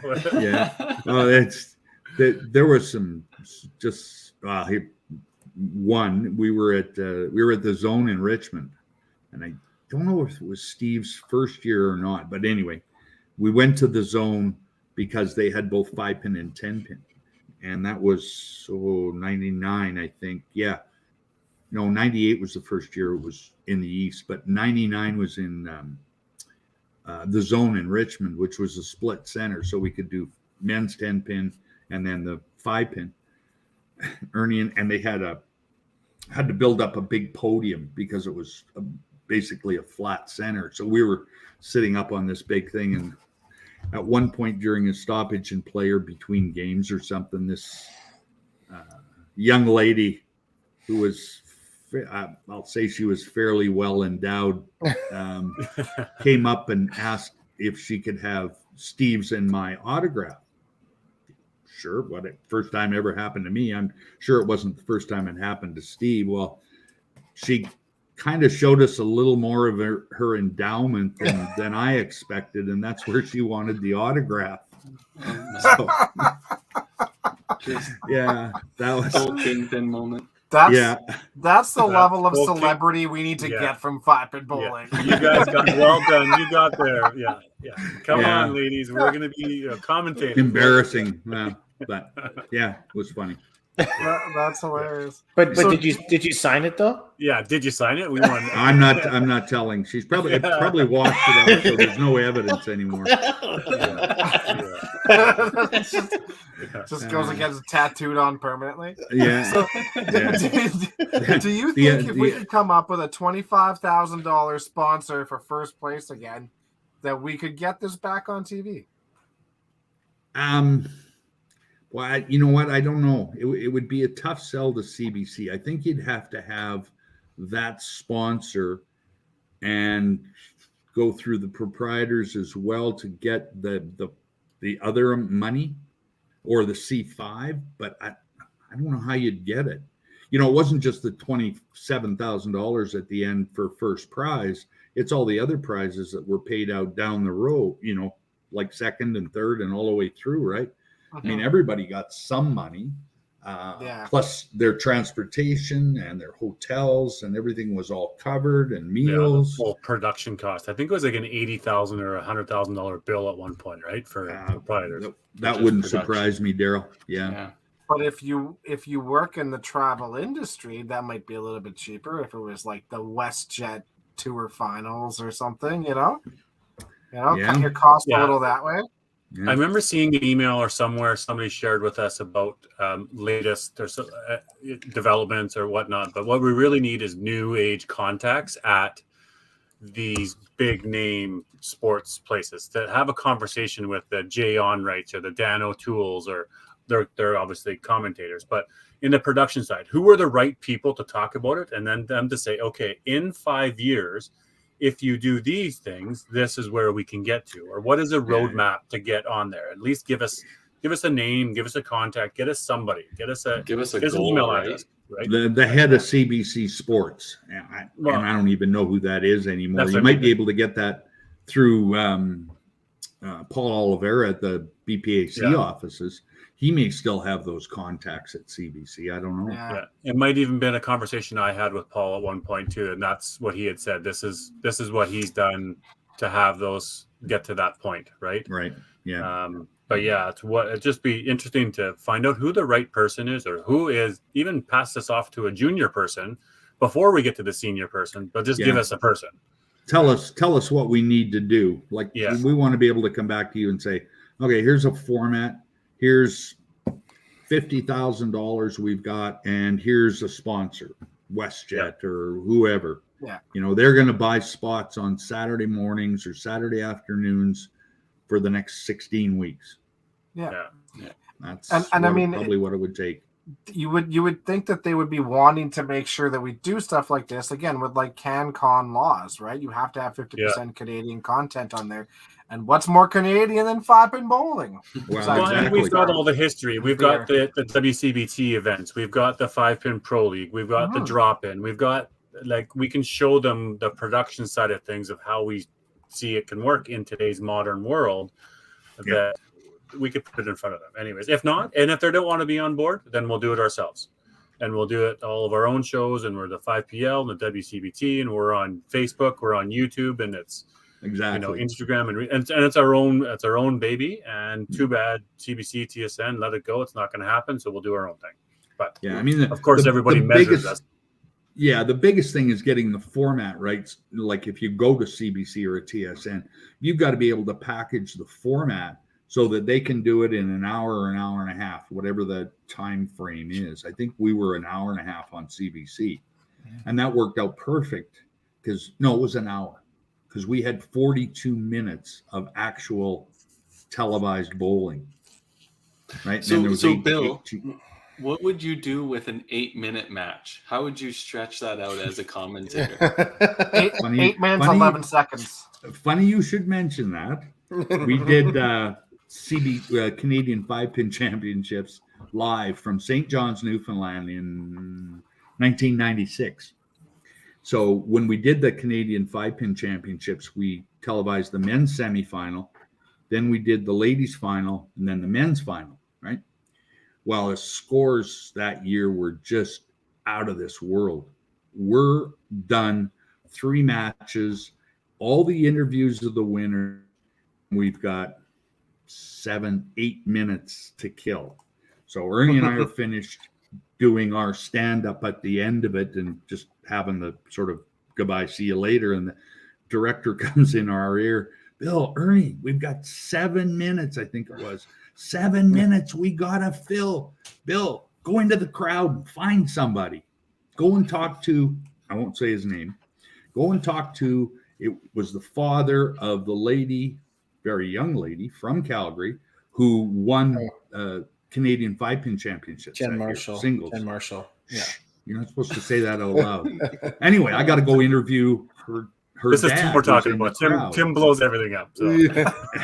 I got to go talk to her dad. And this is now a full game after she's already won it. So you guys know what her dad was like. He could have a few. Anyway, I get to do the interview, and he is just goon. It was hard to get a straight, sane answer out of him. So anyway, that was 7 minutes is a really, really long time in TV to fill. But but you're saying it's doable. Yes, sure. Just how many stories can you tell?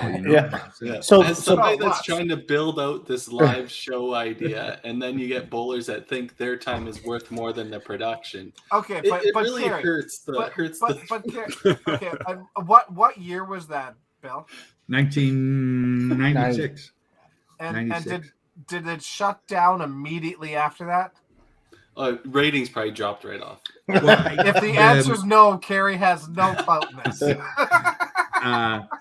CBC's kept going. I think that was the last year we ever did Canadian 5-pin championships live. Yeah. And to my knowledge, we only actually did 2 C5s live. One was from Moose Jaw, and that was 91, I think, and then 96 in St. John's. Don said also CBC in Red Deer in 89. Okay. So that was your time. Yeah. That was before my time. So I don't know who did the color on that. It might have been Al Hunter. Yeah. So, but you admit that scoring well can can really affect the length of a match, right? We're just wanting confirmation here. I want to mute Dex. I just really. Hey, no, Carrie started this shit. Yeah, I was just asking a question, and I'm just asking more questions. Yes, it can. Now, if you're lucky, you can you've got a producer who's paying attention, and you can just go and throw in another commercial. Oh, fair, smart. Right? But, yeah. So, what was the best game that you ever witnessed on television when you were doing it? Like when somebody was on 10, was somebody on 10 in a row, and you said, "Is this going to be a perfect game?" No, we never had anything like that. The highest score ever on CBC was 386. Really? Yeah, that was Ken Norris back in what year? 1988. That was the high single. That's crazy. I thought it'd be better. I think Al Paquette set the TSN high record, and it was a high 300, but it wasn't 400. I know that. Yeah. No. Well, Johnny threw a 450. But it wasn't televised. At TSN? He didn't do it at TSN's. No. Both of his are at Bonnie Doon. Yeah. The only perfect game I know that on Canadian I remember TV him calling me after winning TSN's, but maybe it was he just called to tell me he won. Yeah. Was that provincials maybe? No, it was he won the 10 grand at TSN. Oh, but his perfect games are at Bonnie Doon. Oh, gotcha. Yeah. But really, there weren't all that many big, huge scores. The highest winning score, what did I have? Oh, Darryl Rollins, 12-24 for 4, which that's awesome. Pretty good, right? But especially there's a lot for of being in that situation too. Yeah. A lot of low ones. I remember who is it now? I think it was Kathy Davidson. Yeah.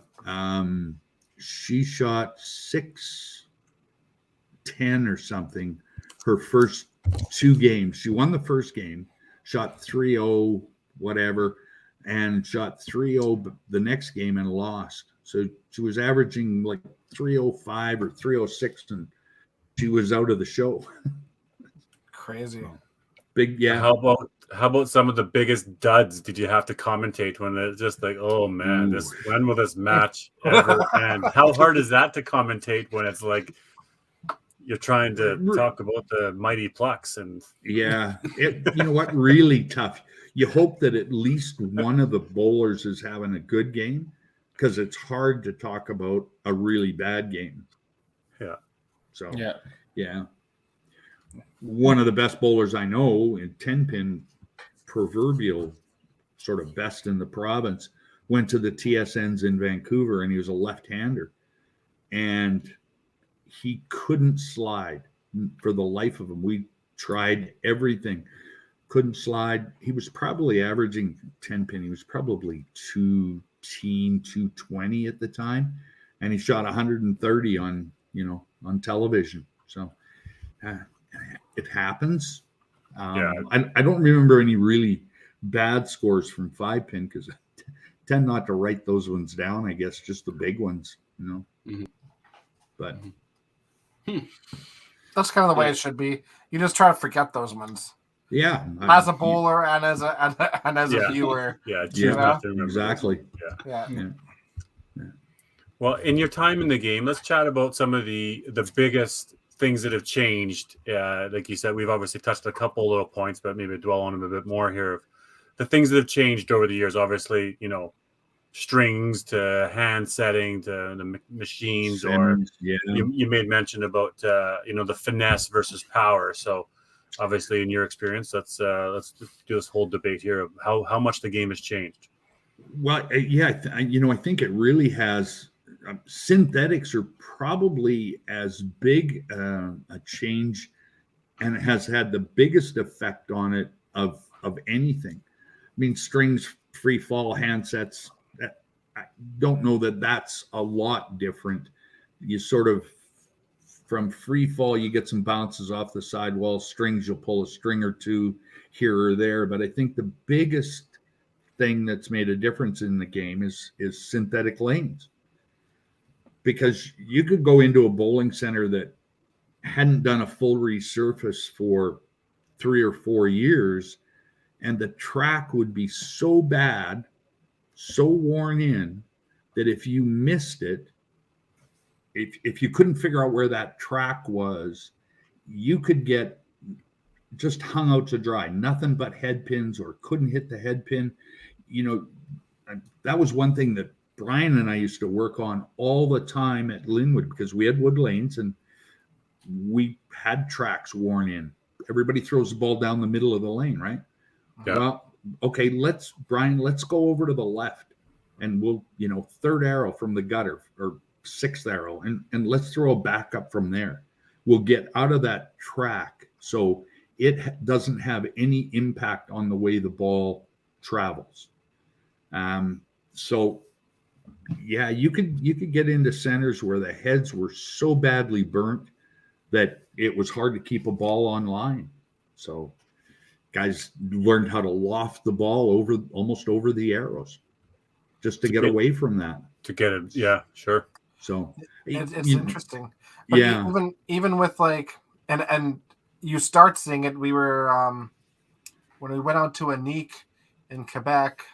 There were a few different things, and we were just talking about this recently that you had to kind of deal with. And one was the foul lines were raised; they were up. So that first game, you'd see a whole bunch of people knock out that lane guard because you know it would clip it and go straight into it, and there wasn't a whole lot you could do. And the other part was that the laminate on the synthetics was actually bubbling out too. Mm-hmm. So then instead of tracks, you were trying to avoid the bubbles. So be it Weber or sitting out there trying to, figure out what line we're going to play from where to try to avoid it, and make sure you get the ball out here and land it between here. And I think even with synthetics, you've got to be a little bit careful, because if synthetics aren't oiled, and it's not as bad in 5-pin because the friction that's created is not as much, but if you don't oil a 5-pin lane, eventually you're going to wear a track in it because it's absolutely a synthetic surface. So you get the burn mark on the bowling ball for sure. Yeah, absolutely. I mean, that's the other thing that has probably made a fair difference in whatever it was, 1990, I think, when they allowed personal bowling balls. And it not so much that they have an effect on the score the way a personalized 10-pin ball doesn't fit it. It's just that it allowed everybody to have what they wanted, and they weren't, going between ball racks trying to find the small one that fit their hand and move it over to their ball rack, Yeah. So, Don and I, Don Sim and I think, 1989 or 90, we went down to Boston and went to Perella's factory. So we were probably one of the first companies to bring in bowling balls when it became legal to have your own. So yeah, we met Richard not so long ago on one of our podcasts. He's quite the fellow, right? And such an awesome guy. It was a really cool factory that they didn't allow us to see all of it because, of course, there's proprietary stuff they don't want anybody to see. But it was very interesting. Huh. So in your experience then, like you said, synthetic lanes, obviously, do you think it's just the consistency that the bowler knows what they're walking into when they get into the center? There's probably going to be no grooves. The consistency of playing the same synthetic surface is probably huge, right? It is. And I mean, even from generation to generation and manufacturer to manufacturer, as far as synthetic lanes go, the friction is different on them all. But 5-pin balls got such a small area of contact that friction is less noticeable or has less of an impact. So I think synthetics have solved that sort of big problem about wearing a track and having to play outside of a track area. Has anybody ever tried to figure out like the RPMs of a 5-pin bowler? Because it's got to be drastically less than a 10-pin bowler, obviously, because you don't have an anchor point to rip on to give it the extra RPMs. But I wonder what RPM level a 5-pin bowler has. If a really good 10-pin player has 400 RPMs or whatever, I wonder what a 5-pin player has. How do you determine that software? I looked into some of that TrackMan software and some of those programs, and how do you attach it to a bowling ball and measure lasers and all that stuff? Like it's you take a 5-pin ball, you wrap a piece of tape around it, and then you throw it out there, and you have a slow motion camera. And you count them. Well, let's see it, boys. TikTok. Let's see.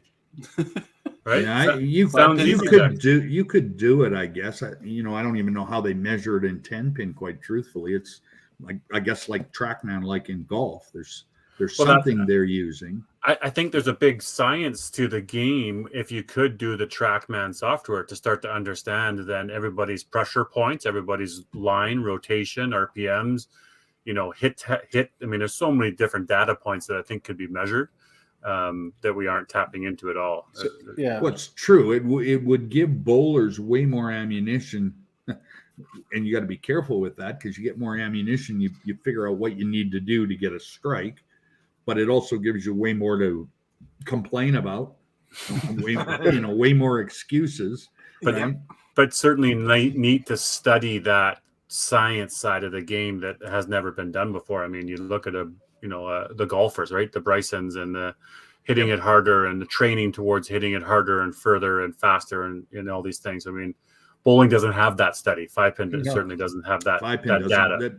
They do in the United States. The USBC is huge on that because it's such a big game worldwide, obviously, and they track everything. They weigh pins and synthetic pins.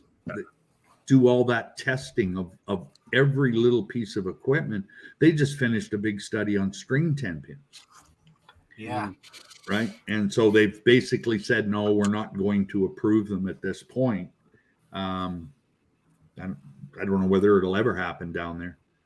Yeah. I don't know if it'll for the USBC, but I know they've played some cash tournaments. I think in St. Louis area, they have some string pin centers. And they've played a lot of cash tournaments there, but nothing like tour wise or anything like that. But it's kind of neat to see. You'll start seeing it getting certified when bowling centers start struggling to keep places open and they need to find ways of reducing costs. And absolutely. That's when you'll really start to see it taking off, when it's out of necessity. Yeah. Yeah. I mean, there's no new, that I'm aware of, mechanical pin setters being produced. So the Brunswicks and the AMFs now, the Brunswick pin setters have been around since the early 50s, and there's some of those still working and in production, but you can get parts for them. Well, there's going to come a day where you're not going to be able to. And then what does a bowling center do? Yeah, totally. You got to go find somebody else who's closing their door and pick through the boneyard. Well, and small town US 6-8 lane centers, man, you can't afford to hire a mechanic anymore. So if you own it, you've got to do everything. And absolutely, it's kind of tougher funny and tougher. Yeah, you're talking about picking through the boneyard. That's kind of what 5-pin centers were going through there when they weren't making new scoring systems, right? You had Dynascore, Brunswick, ProScore. All the Dynascore centers were closing down, and the Dynascore centers that were still open were literally buying out all those bowling centers they could find to get computer parts because Dynascore went under in 92. But was that long ago, eh? Wow. Yeah. It's crazy that it's amazing that obviously Steltronic came around. They're starting to do 5-pin stuff, and Cubica is still strong in it, and hopefully there's still that advancement on the 5-pin side. And Brunswick's still really big into it too. I think we're going to be safe for the foreseeable future for scoring system parts for sure. Machine parts might get tougher down the road. It might. Well, but I mean, your string machines, those are PBSs, right? Some of them are. Yeah, the ones we run are PBSCA ones.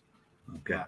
I mean, some of them we even ran into that when we had Mendez, because when we had Linwood, the very first string machines we put in would have been 68 or 69. Almost as soon as they came out, my dad put 12 in, and they were the original Mendez ones.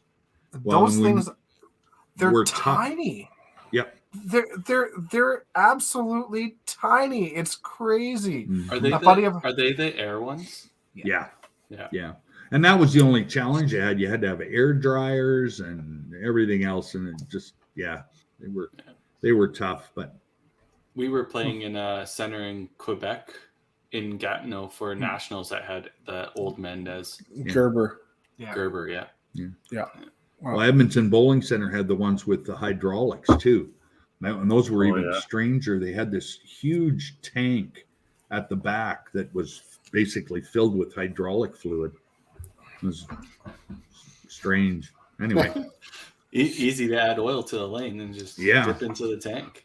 Yeah, exactly. Yeah, exactly. Huh. Very interesting. Well, what about some of the other favorite stories or, some things? Let's make sure that we hit on all the good notes for you, Bill. I mean, you've been in the game, involved in the game a long time. We don't want to let you, don't want you to miss anything that you have a chance to talk about here with us. Not really anything. I mean, I've had some great experiences at bowling tournaments throughout the years. That one year we went to Regina, and I was bowling, and I think I averaged 263. No, it wasn't Regina. It was at Saskatoon at KG. Mm-hmm. 263, I think I averaged, and I was like 63rd. I just barely made the consolation. KG back in the day, what did they say?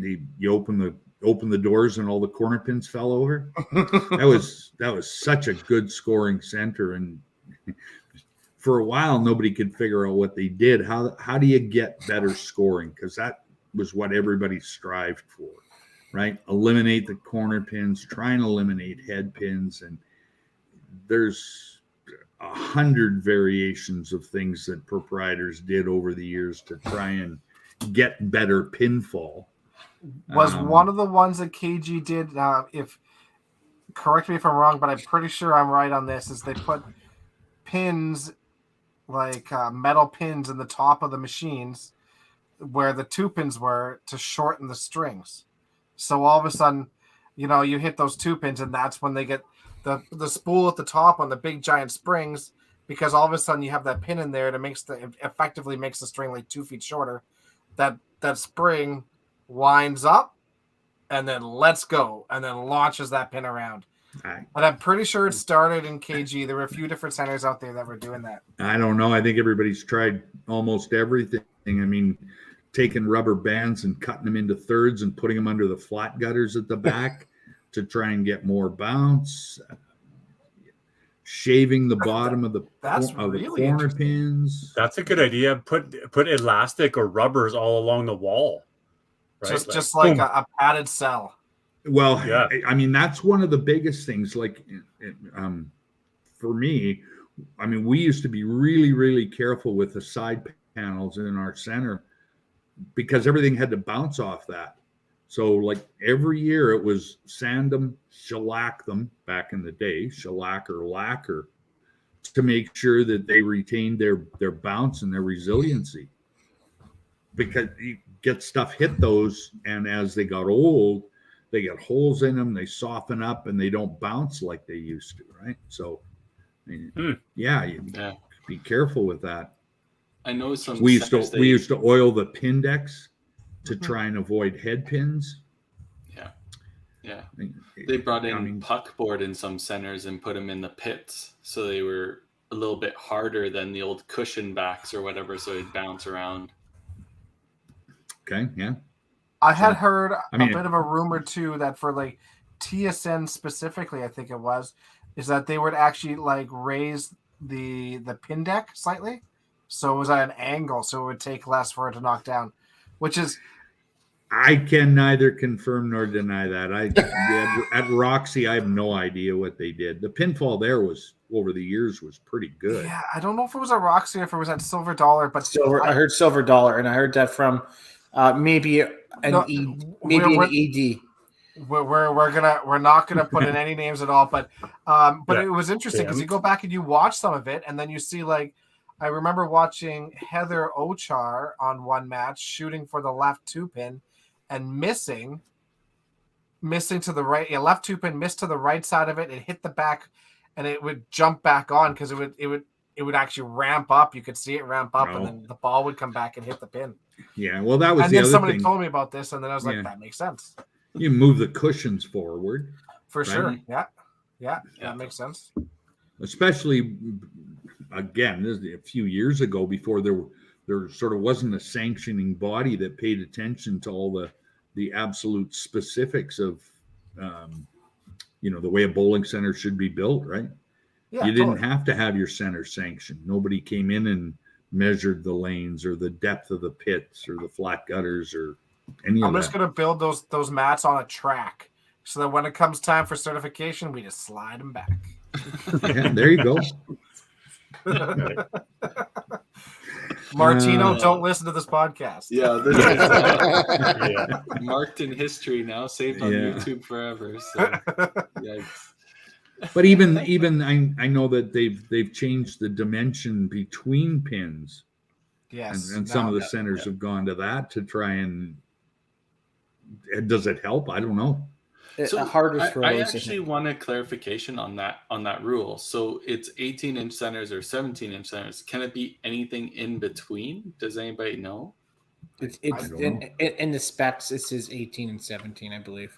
So it can't be in between the dimension. No, because because you have the on the new synthetic, change your machine however you want, right? But on your new Pindex, you don't have the spots, right? But you would have to have something there in order to I've seen your guys' Pindex. Do you have spots on yours anyways? No, we don't. We have the 10-pin spots. and you can put them anywhere you want. Lots of dirt, yeah. Super sticky. Yeah. Anyway, lots of games played over the years to try and increase scoring because it was a big deal. Totally. Yeah. And I mean, obviously, we talked about in the past too. What about Frank Levine with the groove lanes, right? I mean, that was always the oil and blocking the lanes. No, you know what? I think that was just Frank Levine. He was probably the best bowler I've ever seen, without a doubt. I mean, he could play candlepin or duck pin. He could play 5-pin. He was a good 10-pinner. It didn't matter. And it didn't seem to matter where he bowled. He did it all. Yeah. Like you always hear the stories of what he averaged in BC, but it's not like he didn't come to the Autumn Open. He won the Autumn Open and stuff like that. So it's not like he was only a one-house player. So no. It would have been cool to see him play at the time, right? Like, just to see how good that he was. He just never missed. Yeah. And he had so much rotation on the ball that my understanding, he very, very seldom punched a head pin because of he had rotation side spin and forward roll on it. Yeah. So he'd break up a lot of stuff that would have left head pins or splits. How cool would that be to be able to analyze the actual rotation on the ball in slow motion down the lane and to be able to see it doing all the stuff and then what happens when it hits the pin like that? That's the slow motion cameras. Dex, let's go, man. Yeah. Not me, that's for sure. Yeah. Gary, time by a camera. Let's go. Yeah, let's go. Man.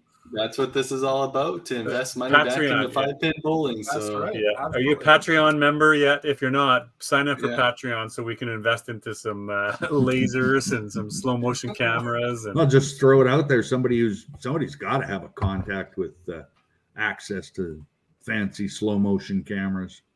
Yeah.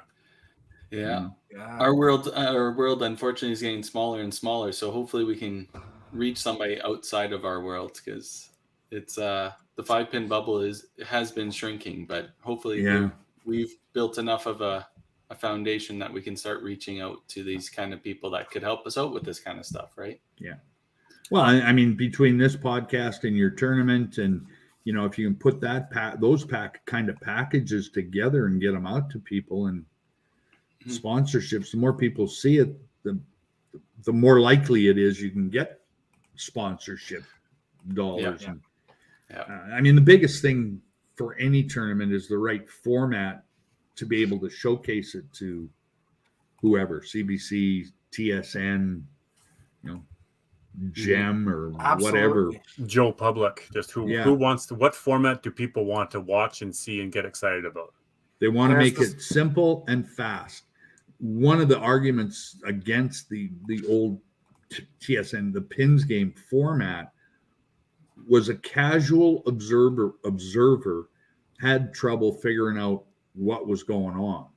They didn't understand that frame by frame, because even if they walked in as a casual bowler, it was like, okay, well, I bowl 10 frames, I get to the end, there's my score. Well, hold it. They're paying on, frame by frame. Not so sure, but I mean, it's got its drawbacks and its advantages. The nice thing about that is at least you're still playing for something, even if a match is over. So the frames still matter. Fair. But I do understand what you're saying for sure. Yeah. So maybe. So, and you said you want them to be fast, is what you just said. Is what I heard, right? There you go. But you got your stopwatch out? Are you going to you got somebody in mind? You're going to put a timer on? No, the reason why we're making the joke is because I had a match at the Tour Finals the last time with me and Taylor Michelle, where the match went 8 minutes 11 seconds. But in all fairness, I shot 415. I went 10 bagger chop, and then or 418 or something like that, and 412. I can't remember. And Taylor shot like 330. Oh. So he threw a boatload of strikes too. So right. I threw 12 balls, and I think he threw like 15 or 16 or something. So you're both. So was Daryl commentating on that and had to fill in those missing 8 minutes? Well, we just film it. We just put it out there, so it was okay. Yeah, Carrie had to do the production side of it to put it in within a 30-minute show. That was the harder thing. It wasn't the commentary part. It was that was my selling point to Dexter. Is like, how do we sell this to a CBC or a TSN if we're going to sell in post production? Here's an 8-minute match. Figure out how you're going to fill a 30-minute segment. It's not going to happen. You can always do that if you're doing a post-production. I mean, you throw in lots of interviews and ads and all those kinds of things. Build it out. I was just trying to create more advertising time. There you go. Probably one of the most fun ones I did with Steve Armitage was a 10-pin one, and it was like a world championship or something, and it was held in a shopping center in London, England. And they built 2 lanes in this mall. And this was, who's the US guy was Tim Mack, who at the time was one of the best in the world. But we got it canned, and we just had to do a voiceover of all these matches. Well, watch it, write your script. It was great because I could look like a hero. I could say, well, he needs, which we did anyway, but he needs to finish with 3 in a row and at least an 8 count to win the match. And you got to avoid going wide here and leaving a wide open split, because I've already seen it and I know that's exactly what he does. So it was easy to write the script and come across as being a real smarty. Yeah. There's lots of times that we put the commentator curse on players during our shows now. Okay. Right. It happens. Yeah. It happens lots. Oh, there's the head pin that we both said he can't get. Exactly. Yeah. Sorry, bud. Yeah. No. All right. Well, I think we reached our 2-hour mark. Is there anything else you want to touch on, Bill, or any? No, I think we covered it all. It was fun. Now, like reminiscing, I actually was on the phone with Don Sim today because I sent him a picture that I found in my dad's archives, and it was from 1953, and it was a Vancouver contingent that my dad was taking or was with. They were going on the train to the first Canadian Championships where everybody was there in 1953 in Regina. So Don and I were sharing old war stories because he's got a bunch of historical stuff, and so we were reminiscing. That's awesome. Good to catch up with him. Can you ask, do us a favor, next time you talk to Don, ask him to come on the podcast. We'll book out like 5 weeks to talk to him because he's got 10 hours worth of knowledge, I'm sure, that we can talk to him about. So I was just talking to him. 2 hours might not do Don justice. No, he said he's got the records of all the, I think Alberta for sure, but it might even be the Western Canada and the Canadian 5-pin championships dating from 1946 or 47. Yeah, everything. He is all of it. Yeah. Yeah. It's incredible. Yeah. It'd be something if somebody could scan those all and put them on a website somewhere for all time. Yeah. Well, that's the issue, because otherwise it gets lost. So we need to actually hire somebody to do it. An archivist or some sort. Some organization needs to put some money into it, hire somebody to spend a month scanning everything and get it done. And it would be worth every single penny. Too much of that stuff gets lost, and that's a real shame. And old guys like Don and I are dying off, and the memories, unless you either write it down or, scan it, it's gone. So, oh, yeah, geez, who won that in 1953? Don? Okay, well, there it is. He's got all those records. And he doesn't even need to look it up. It's just in his head. Yeah. It's crazy. Yeah. Absolutely crazy. So true. It is. So, well, Bill, we're going to let you go. You're more than welcome to stay in the background and chit chat with us after if you're willing to. But absolutely. We're going to do a little outgoing banter here and run our draw. So thank you very much for joining us. And it was my pleasure. Anytime. Awesome. Thanks, Bill. All right. Bill. Take care, guys.